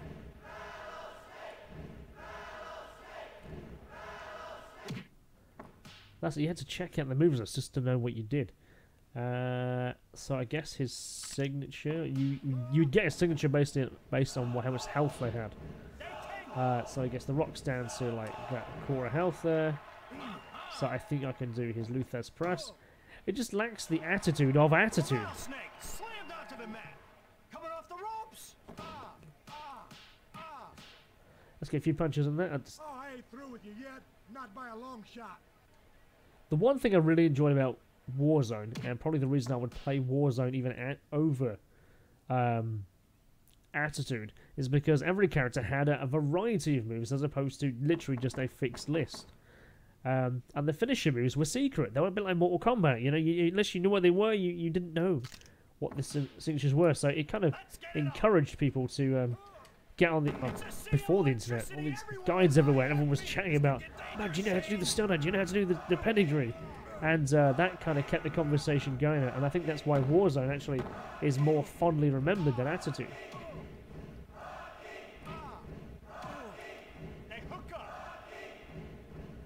Someone just take this guy down. So I think it was down, up, down, B, was it? Nope. Does it? Can he do the stunner from standing? No, he actually can't do the stunner from a grapple. I think though he could in Attitude. He could in Warzone.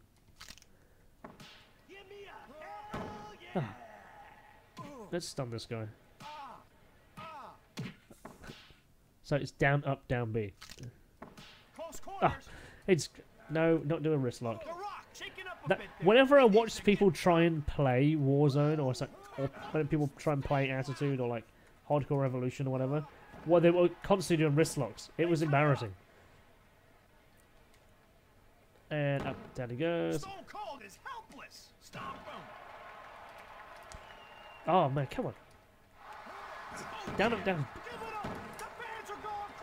No, the fans not going crazy. These are WF fans. Just. Oh man, he's gonna give a weak pin. Come on. Button mash, button mash, button mash.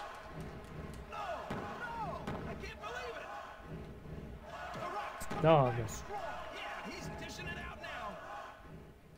Oh, no. Down, up, down. Down, up, down, B. Down, up, down, B.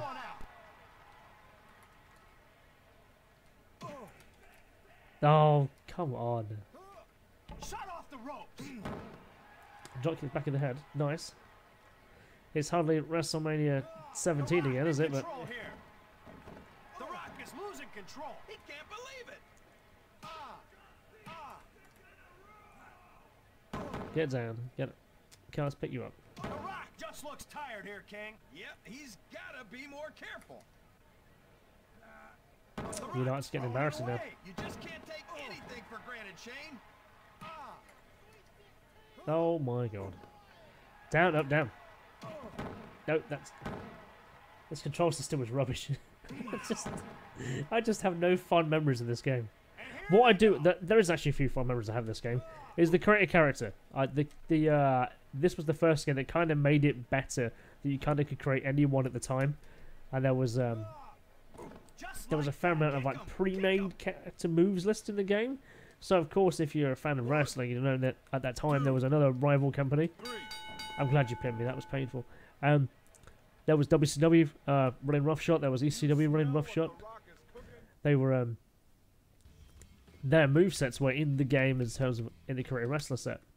There was move like, personality types, and there was like, are they going to be listed here? No, I think you have to unlock them. There was like kind of preset sets, and so if you were making like Sting, or you're making like Scott Steiner or New Jack, or whatever, their movesets were already in here. What other game modes were in this game? I don't know why I'm still playing this particular game, but I wanted to do an hour of wrestling games of this era, so this was one of them. I want to actually, let's just swap that game out temporarily, and let's play another game of the same generation, of the same console.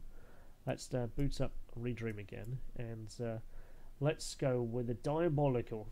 Actually, or shall we run with, for this Wrestle Hour, WWF Royal Rumble? Or do we go with ECW and Nicky Rules? I think maybe we'll touch both. Let's do both. So yeah, we've come that way. We're kind of doing a different. We're doing 4 promotions, right? So we literally did All Japan. We've done WWF. We're doing ECW, and then we'll duck over to WF again, really for. So this game is fondly remembered for being absolutely diabolically awful, for all the wrong reasons. Actually, it was the right license at the right time. Acclaim had lost the WF license, so it picked up the ECW license. There's some badass music here. This was the music of Rhino.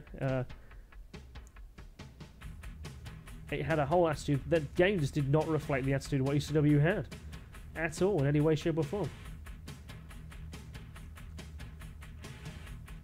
And I think right now, in the world of wrestling, there's a missed opportunity for the attitude of what this game was about.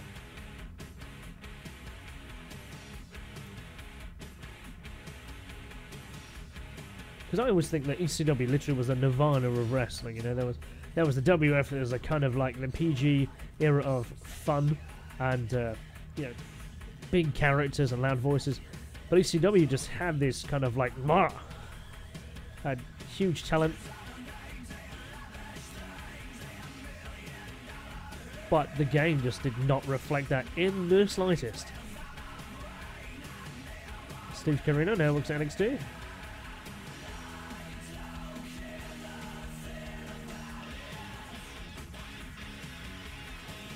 Intro 1,000 times more interesting than the game will ever be. So, oh, that's an interesting thing. Because it's got a PAL TV. Will it plays 60 Hz. Look, here's what you're reminded of. The first thing it throws at you is the lowest res graphic in the world.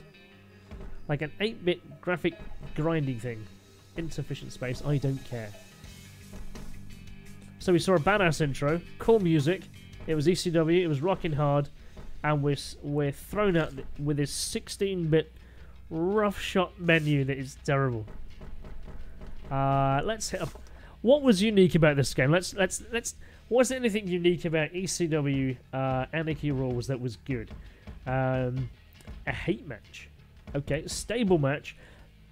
Maybe that was a 4-on-4-on-4-on-4. So it was kind of elimination type. So one guy got kicked out, another guy would come in at the same stable. Good idea. Hasn't been done in a game since.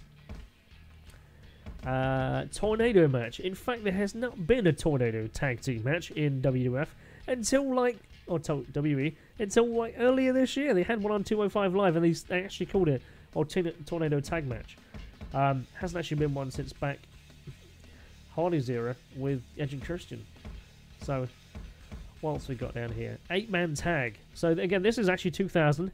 8-man tag in a game. We've only just got that again now with 2K19. So it's taken 10 years to get an 8-man tag match back in games. Battle Royal. I think it's elimination based, I think, in this game. Let's just do one-on-one just because it's a painful. So who do we have in here? Many guys you may or may not recognize, guys who've moved on. So as I say, Karina now works, he went to Ring of Honor after Japan after ECW folded. And now he's a worker at NXT. Tommy Dreamer, I think he's floating around in Impact again now. Joe Lynn, of course, legend. Guys who've flown through WE, like Dusty Rhodes is in here. Rob Van Dam, super crazy. Sandman, again, he just popped up at Impact recently. Tajiri, absolute legend, love that guy. Mikey Whipwreck, the inventor of the stunner. Let's go with Joe Lynn, probably one of my favourite wrestlers of all time. And Rhino, why not?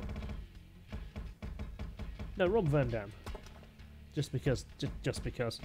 We'll do the same thing with the time limit because otherwise the game just throws life bars at you like there's no tomorrow and it's just diabolical. TKO, no. Announcer, or handicapping. That's interesting. What else have we got in here? Arena type. ECW, Elks, whatever that is. I do think Elks is the Hammerstein Ballroom, I think. Brick House. We'll go with ECW. Match options. Okay, death match, which I guess is just as weapons are standard. Cage just makes sense. Street fight, barbed wire. That's another thing. If you're a wrestling fan, right? The difference between a death match, street fight, falls count anywhere, no holds barred. They're kind of the same rules, right?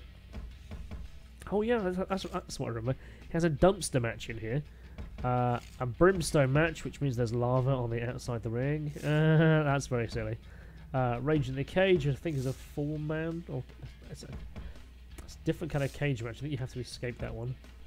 Backlot Brawl. This is probably the first game actually to feature a backlot brawl. You know, out with the cars. This is 2000. I think No Mercy had one actually. Okay, we'll go. Well, might as well turn weapons on. Finish modifiers. Okay, First Blood, 2 out of 3. Okay, good. I quit. So it's not that the game didn't have the options. Just by going through that, actually looking at that and going, you know what? Actually, there was a decent amount of stuff in there that wasn't bad. How did the characters look? Well, they look kind of like, well, it doesn't look awful. The evisceration of all mankind what? shall ensue at bell time. Oh, okay. Now it's everybody's favorite time, RVD 420 in the ring. Yeah. I can suddenly remember this being a lot faster than the last one. Come on, guys, you can do better than that. So who's that commentating? It's Joel Gerner and Joey Styles. So the game has improved. It's got faster. It was because the last one was just not good. Because Hardcore Revolution literally was Attitude with the ECW skin. So it looks like they did actually try to do something different. But the game is still limited by this engine. What was that? It's bit with a microphone. What was that?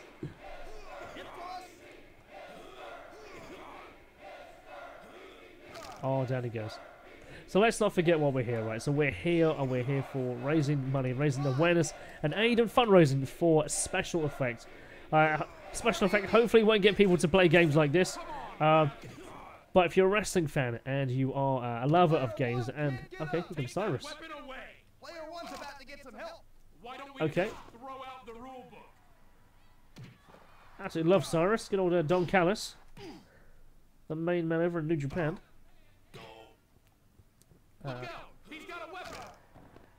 So here, basically, there's a lot of people out there who all want to play video games. Again, we don't want them to play this video game. I'm playing it for them.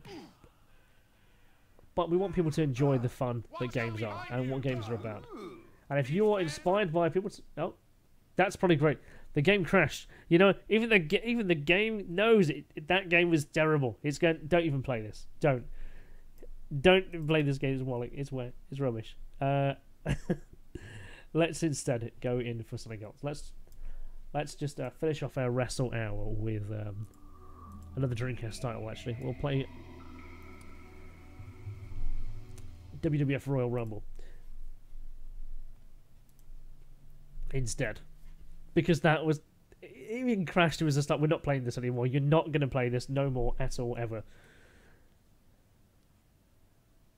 But yeah, if you're a video game fan and perhaps you know, and disabilities are hindering your ability to play games, Special Effect can certainly help you out. I would recommend you head over to their website, learn a bit more about the fantastic charity and what they do. This is Gameblast19 and ourselves, and many different organisations were involved in raising money for Special Effect this year. And it's a really worthwhile charity. Head over to Special Effect, I believe it's .co.uk, and find out what it is and what they get up to. So what is WWF Royal Rumble? Well, you probably, whether you're a wrestling fan or not, you probably are aware of the concept of the Royal Rumble. It's famous for a reason. Basically what it is a bunch of guys get in a ring. They come out, I think it was China. They come out after a time limit, usually about 5 minutes in terms of the actual event itself, and then the last one standing who doesn't get knocked over the top rope is the winner. So when SmackDown came out, as in WWF SmackDown came out on the PlayStation, they released an arcade version of that game, and that was WWF Royal Rumble, and that was actually powered by a Dreamcast, which meant there was a Dreamcast version coming, and everyone was like, oh my god, there's a SmackDown game coming to the Dreamcast. Everyone was like, hell yes. But it's an arcade game. Don't take it to the SmackDown game. So what do we have in here? We have the WWF Royal Rumble mode, and we have exhibition mode. We're going to run the exhibition mode. So what this is a kind of a tag team event. So you have a main character and you have a support character who would run in and give you some support. Let's go with Stone Cold. Let's have a better option than what we did last time. Should we go as the Power Trip? Yeah, let's do that. The tag team that never happened. So again, the arcade, it's an arcade game, right? So you got 3 buttons. As you can see, you press a combination of those things together, and the Triple H will run in and do one of these attacks. Music's pretty good. At this time, WF had good music. And just as NXT does now. No commentary. So again, All Japan does beat it. But certainly it has a much better animation engine than the games that came out via Acclaim.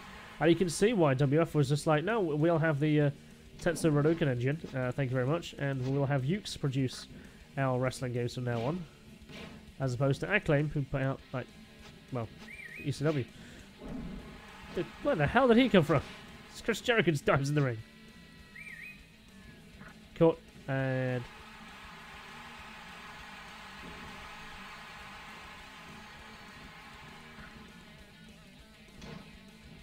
So, I seem to recall it. Yeah, it's well, okay. Okay, that was quick. Well, okay. I think you had to fight like 10 opponents like as a tag team each time. So we've got Kurt Angle, Matt Hardy this time. We're in Russia. I'm trying to think what the controls were on this. So you had B as grapple, and you tap a direction, much like you do it in the games today, the 2K19 games. So you had our A as attack. And did that mean that square was counter?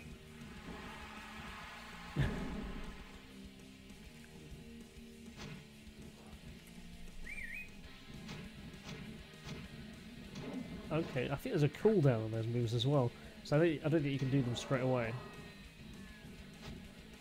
And I'm sure what happens is that you get like someone runs down the ring.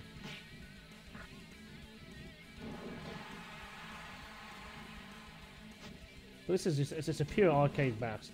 You know, you can't go out the ring, but it's fast, it's fun. You know, if you went to the arcade, you know you'll enjoy it for your pound that you throw in there. No, you don't. But as a game experience, you know, if you're looking for something a bit deeper, this wasn't where you needed to go.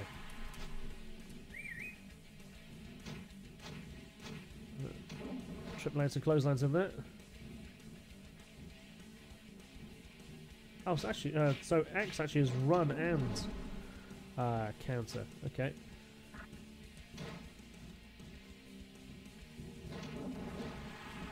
Let's take on the Brothers of Destruction, just down here to beat me for no reason.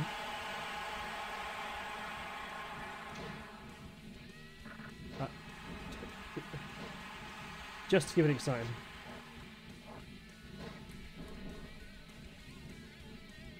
Trip, need your help. Oh, I was going to go through the Luther's press as well. Push, push, push, push, push. No. Oh no, angle slam.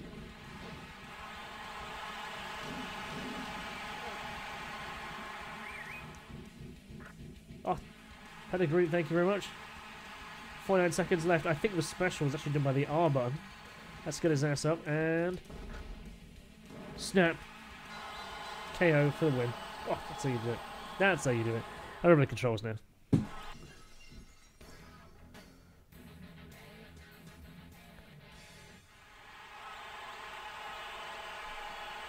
So it's interesting how the Rumble as a game mode actually is. I mean, think about... So, WWF Royal Rumble, the game... The first game came out like, what, on the Mega Drive and SNES. And we actually covered it on an episode of WrestleDX Alpha.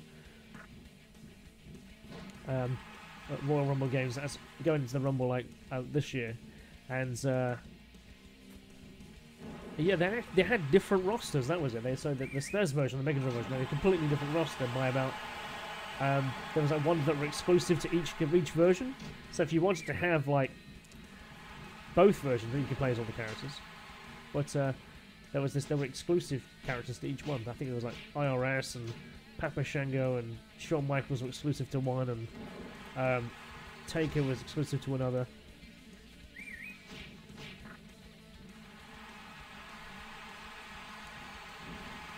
And then I think there was a Royal Rumble game on the NES, I'd say. Is it the NES? Don't get me wrong, there's been Rumble game, there's been the Royal Rumble mode in games, but not as the title of the game. I've got 5 specials. Okay. Fair enough, that works. Kick him in the stomach, slam him down.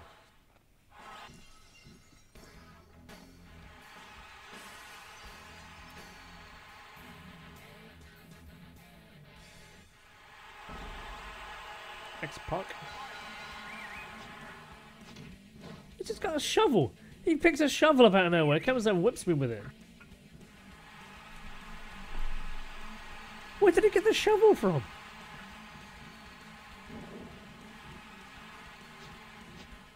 I did read that the Degeneration X are getting inducted into the WWE Hall of Fame this year. Which, you know, there's a few problems with that, right? And I guess it depends on how professional people are going to be, right? So, where are those guys now? Obviously, Xbox technically is retired, but he's obviously, I think he's a trainer, just stuff around.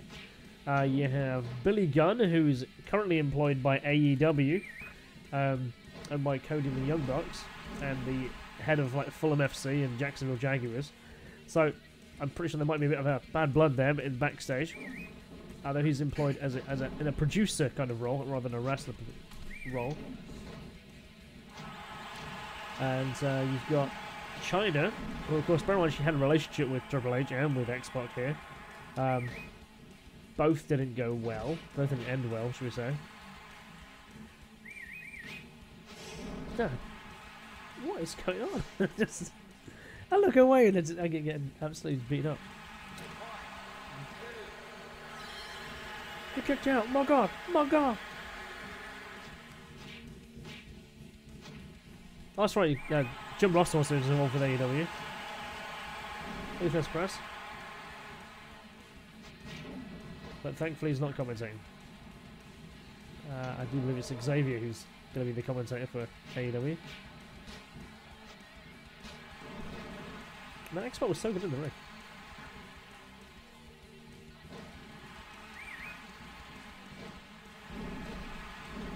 Get him up, get him up, get him up! Let's slap a stunner on him. And okay. We teleport magically into the boiler cupboard.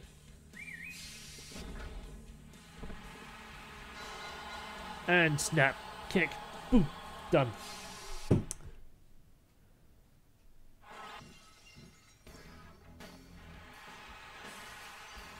Is Stone Cold's music perhaps the most memorable of the whole of the Attitude Era? Or is it Taker's with a bell?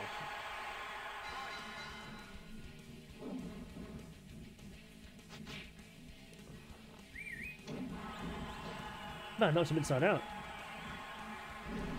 If that's President, take him down. I don't think it really matters. I think as long as you get the health bar down and you get the pin automatically. So again, as an arcade experience, this game is... It's alright, you know, if you're going to play it for a bit of a blast. Say if you put like a quid in the machine, you've had... Basically you're playing SmackDown on a Dreamcast, and it's fun. And the arcade is fun, but it's just not any deeper.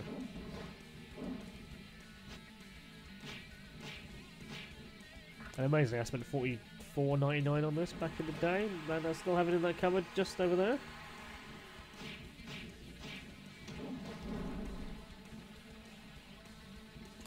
Over the years, you know, my Dreamcast collection has been a bit... I think I haven't given it the respect it deserves. And what I mean by that is, you know, they kind of sat on a shelf. They're not doing very much. And, you know, some of the cases have got a bit broken, a bit battered. Out of perhaps all the consoles that I have, and I have everything bar a Switch in all fairness,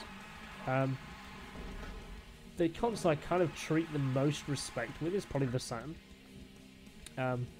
Because it was a point in my life where it was nostalgic. It was important to me. I had so many great memories of that. The Dreamcast I kind of like bought and sold and traded games. I don't think I've traded many Saturn games at all. I've kind of still got them all. I mean, I've got all the main ones. There's a fact that also talking about Saturn, right? So there's a few games I no longer have and cannot find. Saturn Bomberman being one of them. But I did see Saturn Bomberman, my Saturn Bomberman, at a Doncaster trade show a few years ago. Because you know when you notice a case, right? You know when you've got a case. So, okay, let me pause that for a second. So you know when you get a game case, yeah, you know how it looks. You know that they might have a smudge on it or might have a little nick at a certain place. That you know it is your case. And when you see your version of the game that you know is missing and might have gone walkies by someone, and then you go to a trade show and you find your copy of a game that you had, and that's mine. Unfortunately, I didn't have £80 to buy it back, and I was disappointed. And Burning Rangers. Burning Rangers fetches a bit of a price of like £140 on eBay at present time. Can I find my copy? No. I moved when I moved from my mother's house, and I moved like to this place here, and I've been here about like 9-10 years now. It was one of the games I never found, And my mum passed away, the house and the belongings got sold off, whatever. My God, I'm gutted. I still have Panzer Dragoon Saga, and I still got Steep Slope Sliders and Dark Savior and Shadow Force 3 and so on. But Burning Rangers, oh man, I missed that game. It was so good. I missed that. Let's head out of this title. So here we are, running for the last hour of Gameblast19. So I'm going to be passing this on at 1 o'clock to the next person who's going to be taken on board. And I'm not even sure who that is, to be honest with you. Where's the roster? Let's have a quick check and see who's coming up next on the show of our live stream mega podcast broadcast, going out to the whole world and the whole universe, raising money and raising awareness for the guys over for Game Blast for the special effect. Let's bring them on screen for you. The game page of this. Let's bring us over here. So how much have we raised so far? So we have raised a fantastic £216.50. That is pretty awesome so far, in all fairness. So it's much more. We've got a 24-hour gaming marathon going on. So we're kind of into the hour that is, well, we're closing in on a 12:05, right? We've raised that much so far. That's a fantastic amount. So that's 12 supporters have given us £216. Our goal, our stretch goal there is £500. So we're doing great so far. We've got many more hours to go. So rolling down here, let's see who we've got on board. So taking on after me is the Dreamcast Junkyard. Fantastic. So we've obviously been playing some Dreamcast games tonight. So the Dreamcast guys over at the Junkyard are going to be taking over from me 1 till 3 in the morning. And there's going to be KO's Retro Gaming 3. James and Daniel are going to be taking the roster then from 5 until 8. 8 till 11, James and Daniel are going to be following through again. Bloggo's Pal, Morgan Just Games, It's Much More Anthony, good old Tony, and James and Daniel rolling then again throughout the Saturday from 7 till 7. So 24-hour gaming marathon to raise £500. We really want your help. We really want your support for this one, and get on board. So we're doing what's passionate for us, but actually for the guys over at Special Effect, they're raising money and raising awareness and bringing. Let's just go to their website and we'll just show you a bit more what it's all about, because what those guys are doing is pretty fantastic. Let's show you what they are about. So here we are. Let's hit the about page on their website. So can you imagine a life without games? Neither can we. There are thousands of people who are desperate to share a passion for video games, and it can be. People have mental issues, people have physical issues, things that hold them back, things that stop them interacting and playing for the media that we love the most. So these guys make custom controllers. They make it fun for people to enjoy times with their family, to enjoy times with their friends, in ways that perhaps they'd have been limited in doing so. So this is really important for a lot of people. It holds a place in my heart. I know it does, James. And of course, that's what we're here doing this today.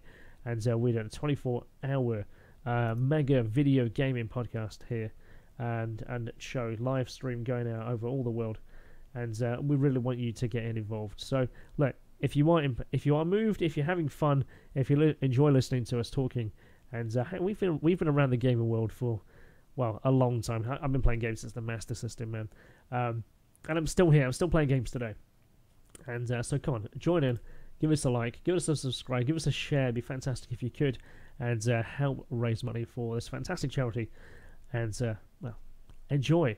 So what are we going to play next? A very good question, actually. Let's just leave that up there for just a second, because I'm kind of wondering, looking at my collection and going, what am I going to play? One of the games I did want to actually put on was Fire Pro Wrestling World, but my wrestling hour is done. That has come to a close, and I intended to only keep it for an hour, because of course for some people it's a niche experience. They don't care what's going on in the ring. They don't care what's going on. What they care about is gaming. So let's go beyond wrestling and beyond gaming and find out what we've got on the PC. So I haven't loaded up my Steam account in some while, and Sylvia is over there going, "Kristian, play some Steam," and I'm like, okay. Let's see what I've got on there. Let's log in to the old Steam Gaming, and I haven't actually bought a Steam game for quite some time. How bad is that? And I've got like How many games is in my Steam library? 146. I don't know. I think gaming on PC is a very different feeling. You know, I feel there's a bit of a disconnect in a way, and perhaps it's the keyboard mouse layout. Like maybe it's a little bit. It doesn't quite connect with. It doesn't quite resonate as it does with so many. But you know, I'll give it the one thing. When it comes to pixel point aiming, you know, mouse every time. But I just like a controller in my hand. And I think I know what I'm going to play actually. There's a let's boot up something rather special. Now, if you're into the PC, so if you're into gaming, I have been since like the Mega Drive days, right? You've probably played a game called Streets of Rage. It's a game where you obviously took it to the streets. You had a bunch of guys, and well, you beat people up. It's great. Unfortunately, that game, since 1993, hasn't had a sequel. People have been annoyed. People are bothered by that, myself included. So I made or rather, I watched a documentary called what's this? Let's make sure this is actually working, right? The Toys That Made Us. And The Toys That Made Us was a documentary that came up on Netflix, and I recommend you go and check that out.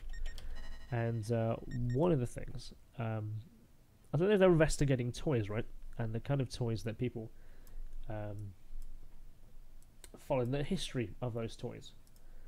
So I gave them a message, and I said, look, I'd really like to do this, but actually a gamer one. They were like, you know what, go with it, man. And so I actually produced a documentary of that. I produced a documentary, and it's up on YouTube, and it was well researched. A lot of things got put into it. I think it's full screen. Is it gonna? No, it keeps going over there. Okay, let's just do it this way then. Let's put it on. Doesn't like it that way.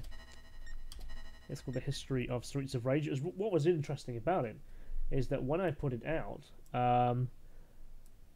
a number of other popular video game outputs also created almost like not a copy, but it came out at the same time. And I was always a bit suspicious as that someone had seen my version and gone, oh, I can do that. But I'd had collaboration with Streets of Rage Online, the guys over at Read Only Memory, which is an archive publisher of video game archives and stuff. So I got some original artwork from the guys behind Streets of Rage back in the day, and I got some quotes and all over and put it all together. I did a fantastic piece documentary that everyone who's seen it's gone, man, that's fantastic. Hasn't quite got as many views as I would hope, but it's one of those things. It's ticking up over time, and everyone who seems to watch it shares it out.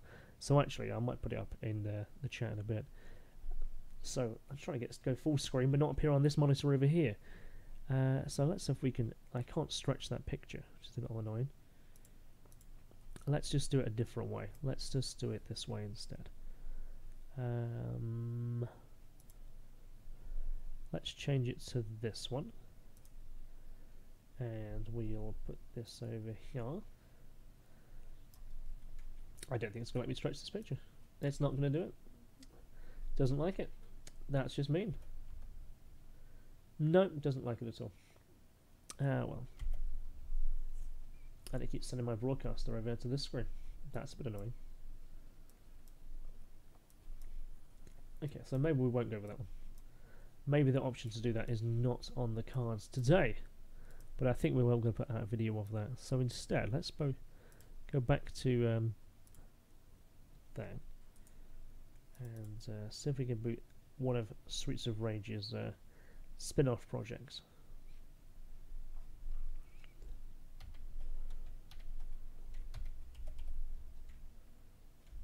So here, switch it. There we are. So this is Fighting Range. This came out on Steam in November. This came out on Steam, and it literally is a full-on homage to the joy and fun that is Streets of Rage.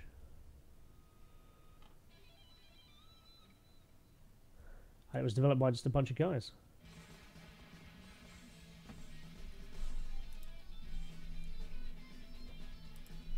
And just going to toggle this 1 second.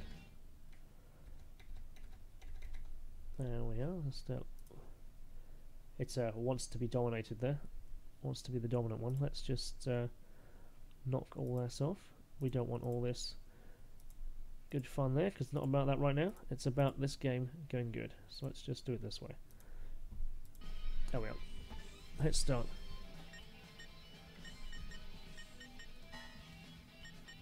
Oh, 3 players. This can go to 5 player, man. Oh. How to play.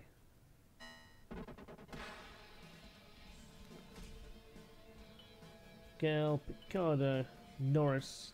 So if you're a fan of Final Fight, this guy plays like Guy, and Ryu. It's pretty cool.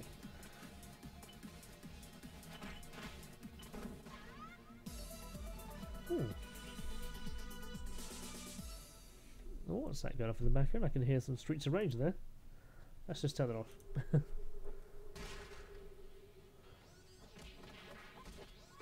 That's good combo fun.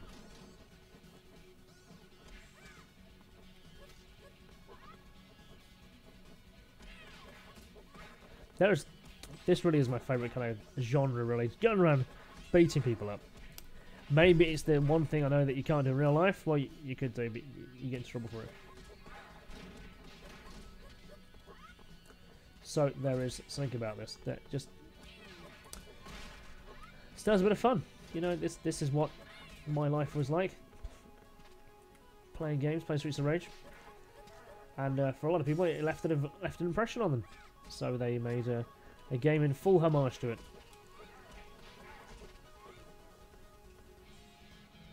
Man, she is a bit bouncy, isn't she?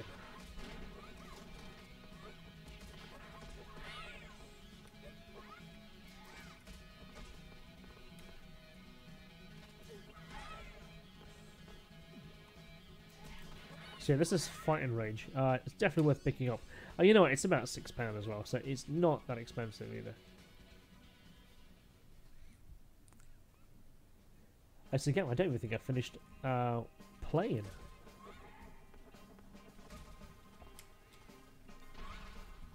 What I did read out the other day, I saw that Sega has reactivated its license for... Let's pause that a second. Let's just go back to my... That's it. I just realised it actually wasn't broadcasted properly. So, I saw that Sega renewed its license for Golden Axe. And that speaks volumes, because there's quite a few Golden Axe games that Sega hasn't released. That's they came out of the arcade and never came out afterwards. There's a few Beats of Rage versions that are doing the rounds and have been for a long time. But as for Golden Axe, no. It seems incomprehensible that Sega doesn't pick up on its own licenses. I seem to remember there's a weapon in this one. Let's chop these guys up. That's what we're talking about. Come here, kitty cat.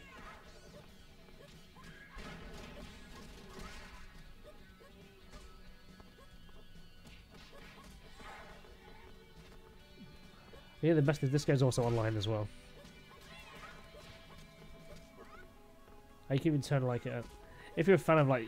If you had a CRT TV back in the day, you can turn on the older scan lines.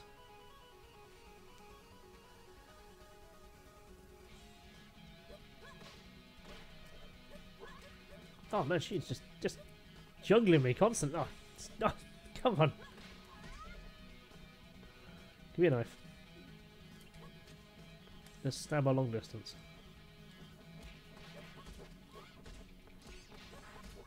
Hopefully there's some health in this. Meow. Oh man, she's just tossing it. That's how you do it. How'd you beat this woman? Well, you throw rats at her. That'll work.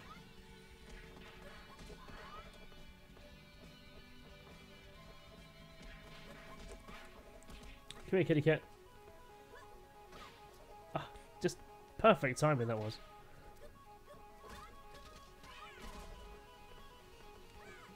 As with all games, you start using your special, your health starts going down. No, get off, mate.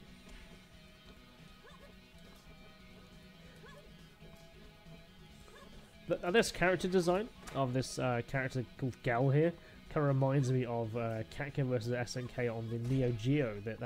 That character animation style. Stop there. Stand back or I'll kill her. Okay. I'll stand over here. Okay. I actually killed him as well. That was my girlfriend. Now I'm gonna kick your ass.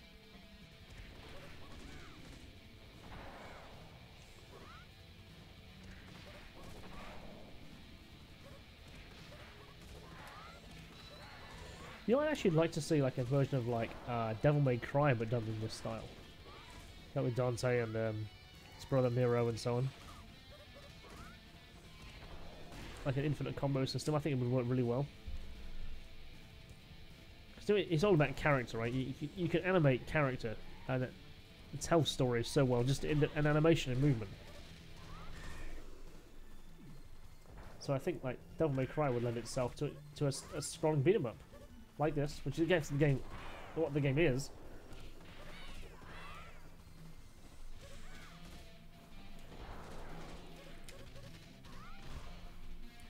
Yeah, so I wonder if there's actually any family games out there.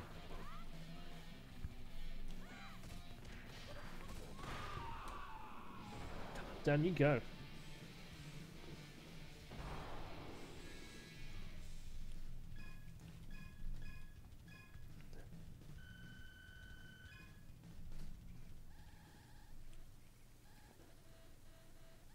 We shall skip some text.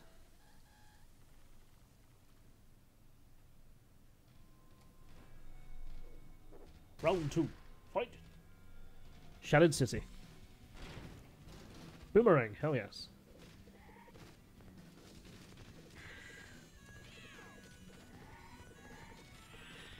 That's quite quick music actually, that's quite cool.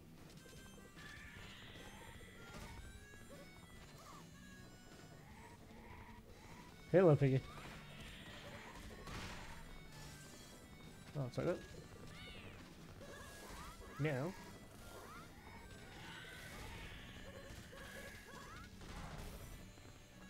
Oh, that's actually, I think I actually damaged the boomerang actually.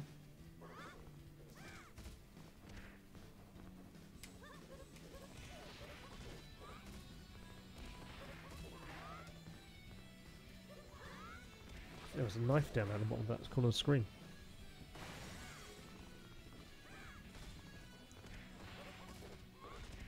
Away you go.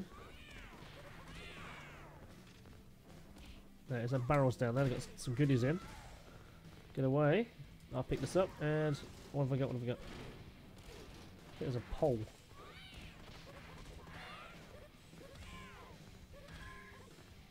Donk.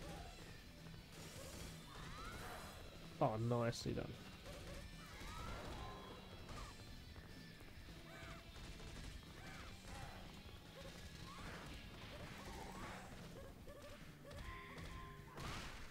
Oh, that's how you do it. You just beat the guy over the head so he explodes. Cool.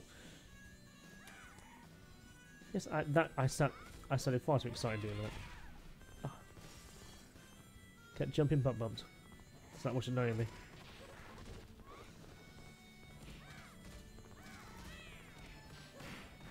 Hey, kitty kitty. So how do you know when you play on your PC, right? What pads do you tend to use? If you use a pad on your PC, what do you tend to use? I'm currently rocking up. Well, I've got Sega Saturn controller hooked to my PC. I have a 360 controller, which I'm playing this with, and I have a DualShock 4, which I was obviously playing my PlayStation with. Like I said earlier, I was actually really surprised that the remote play to PC actually works as well as it does. I thought remote play is one of the things I really wanted to buy actually a Vita for. I haven't got around to buying a Vita. I really want it just so I can remote play, as long as you've got Wi-Fi somewhere, right? You can hook in and play your PlayStation 4 wherever you go. One of my friends, Tim, he used to go to work and would join us on Destiny so he can do the raids on Destiny while he was at work on his PS Vita, and while all of us were on a PS4 here at home. Like me and my son and a few of my mates and stuff would all hook up on there. It was good fun.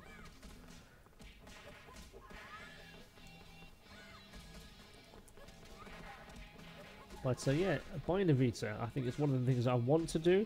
I want to like play emulators on it because like it certainly has it's got some horsepower behind it. You know, a Vita is a little chunky beast of a little console in a nice handheld little package. It will certainly handle up to PS2 in terms of emulation. But unfortunately, if you go online while your emulators are on, whatever, if you sign into your account, you get your PlayStation account permabanned, and there's no recompense. So it's not worth it. What out? Well, I would indeed like to play. Oh, opponent defeated. Okay. Well, I would indeed like to play the likes of Persona and Spider-Man on my way to work. Unfortunately, I don't want to get my account banned, so I have to keep it all virginal, as it were. No emulators on my PS Vita. It's either one or the other, really. You play emulators and you play games that are digital, or you play your PlayStation as it was meant to be played. So I think I have to play this one like by the books, really.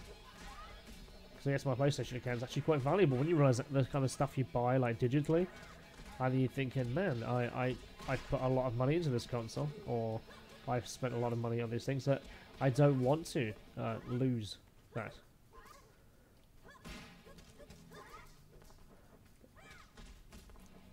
But there's games, of course, that are homebrew that I wasn't a big supporter of, and games when it comes to independent stuff like the Beats of Rage engine, putting Doom on consoles. Love that. That's what's important. Allowing homebrew development. I'm not really a big piracy guy. I think that's wrong. People taking works that are, and reselling them on. I don't like that at all.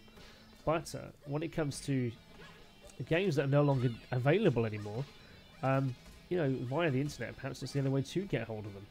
And say an example would be Alien vs Predator. You know, just on sheer licensing alone, you know, it was a Sega game, published originally by Sega. It was produced by Capcom, and obviously the Aliens license, the Predator license, are all owned by like the Fox, and I don't know who owns Predator these days. It's just never going to happen again. Like Scott Pilgrim vs. the World, one of the best games of this genre here, this the scrolling beat 'em up style, will never be released again. The likes of the Turtles arcade machine was removed from PlayStation and the Xbox store. Never be released again. Just do that sheer licensing. So even if you've bought them, you know, if you reset your console or whatever, you'll never have the option to download those games again. Now, how bad is that? You know, and Apple has that as well too. If you're an Apple user, you can only like copy things that you've bought. I think it's 3 to 5 times. So if you've gone through a number of devices, say you buy an album, right? Say you buy an album on iTunes, and then you download it to your iPod, and then you put it on your iPhone, then you perhaps copy it to your iPad. Well, there's 3 copies already.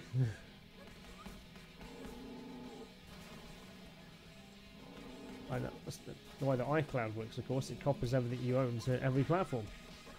Oh, I thought I could crush them for a second. Oh, we can actually hit his teammates. Good. So I think digital ownership is a really important thing, and I think that's why people value emulation. That's often a way that some games can only ever get played. And when they say, well, the developers don't get paid, well, I'm sorry, these games aren't produced by the original developer anymore. The only way you can get them anyway is like CX in the second-hand market, which clearly all the original producers won't get a penny of anyway. So I think there's definitely an argument to be had when it comes to digital ownership of games that you do own and want to buy, particularly when the game is like, what, 20, 25 years old. I mean, is it really that important anymore? Although, of course, Nintendo hitting hard with their Nintendo Classic and then going after all the emulation sites because they feel that they're losing their profits. Yeah, there's an argument to be made there as well.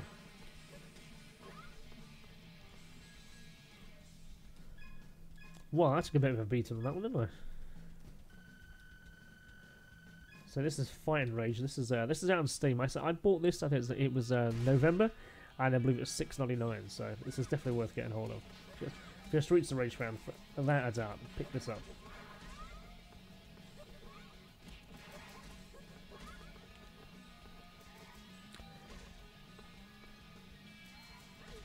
I think it's certainly going to be more fun if you got a whole bunch of people with you. But I think this game can run like a 3-player.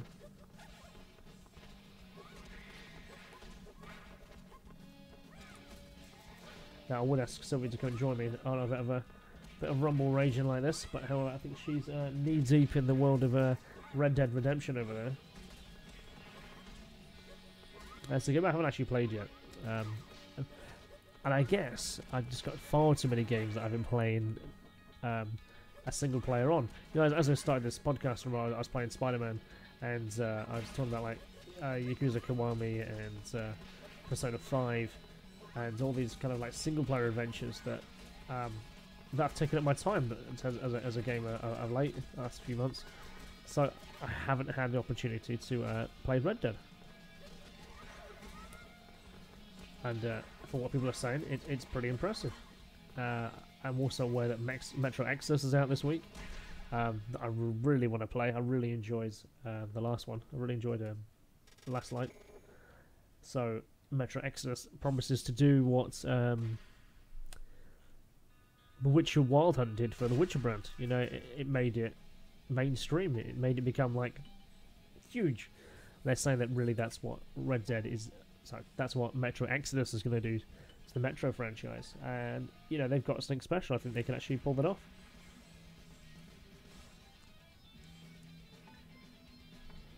Let's exit out of here. I think let's. Scrolling beam ups, that's certainly my cup of tea, they say. That was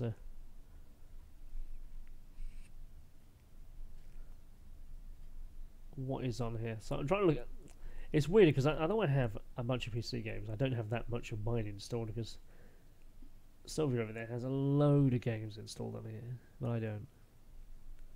So what you might find in your house, right? You got different people play different kinds of games, yeah, and for me, you know, I like to play games that have a narrative, that have a story, or they're fun to play, they're a quick blast, they're entertaining. Sylvia, however, likes to play games that take hours. She likes to play games that have a completely open-ended structure, and that doesn't for me. Games like, say, like Civilization 6 or Saurian, I'm sitting in here, Elite Dangerous, Wildlife Tycoon. You can create your own story. Yeah, I just. You know why I bought Saurian? That wasn't it. I don't know. It's just not for me. That doesn't draw me in as an attention thing. It's really interesting to have people have such different views of games, man. That's just never been mine. I don't think I can play a game that I'm never gonna end, or it will never have an opportunity to come to an end. Now, I don't know about you. I don't know how that feels for you. Man, so this has been a pretty fun blast actually tonight. This has been 3 hours of me talking, playing games, playing some really fun stuff, and touching on some games that I haven't played in a long time. I certainly hadn't put on Royal Rumble. I hadn't played ECW. That was a mess for a long time. So it was good fun to turn them back on. And I'm kind of looking at my retro collection here, and I'm going, what do I have that I think could be a fun blast to end out our night and my time with you. And you know what? There's a game here that I started to play the other day, right? And I can see Sylvia going, "Oh, you should play that one." And I'm like, I don't know. So I don't play, and I've never played Pokemon, and it's not really my thing. Don't really care. But I do like when fans make games that are infamous. So I hence the reason I was going to play Streets of Rage remake with you guys, and I like what they guys have put out. So I downloaded and started playing Pokemon Uranium. That effectively is made in RPG Maker. It's a full Pokemon experience, but the Pokemon are nuclear powered. I like that idea. I don't care much for Pokemon, but I like that idea, and I've been dabbling in that recently, and having a bit of fun with that, and well, that's been quite good. That's been quite good. Not something I would typically do, but hey. So I wanted to end up tonight really playing some Sega Saturn stuff, because Sega Saturn really was the game console that made me a gamer, and you know, we hardcored it through those final years, man, and I had much more experiences on there that I loved, and they left a deep impression on me. And I'm just looking over because I can play my Saturn original discs through my PC onto here, and I'm just trying to make sure this emulation actually works, because I was struggling with this the other day, and I appear to be struggling with it a little bit tonight. So let's run this one. Are you gonna play? Yeah, no, are you? You don't. Yeah. Is the drive actually installed? Ooh. Bear with me just one moment.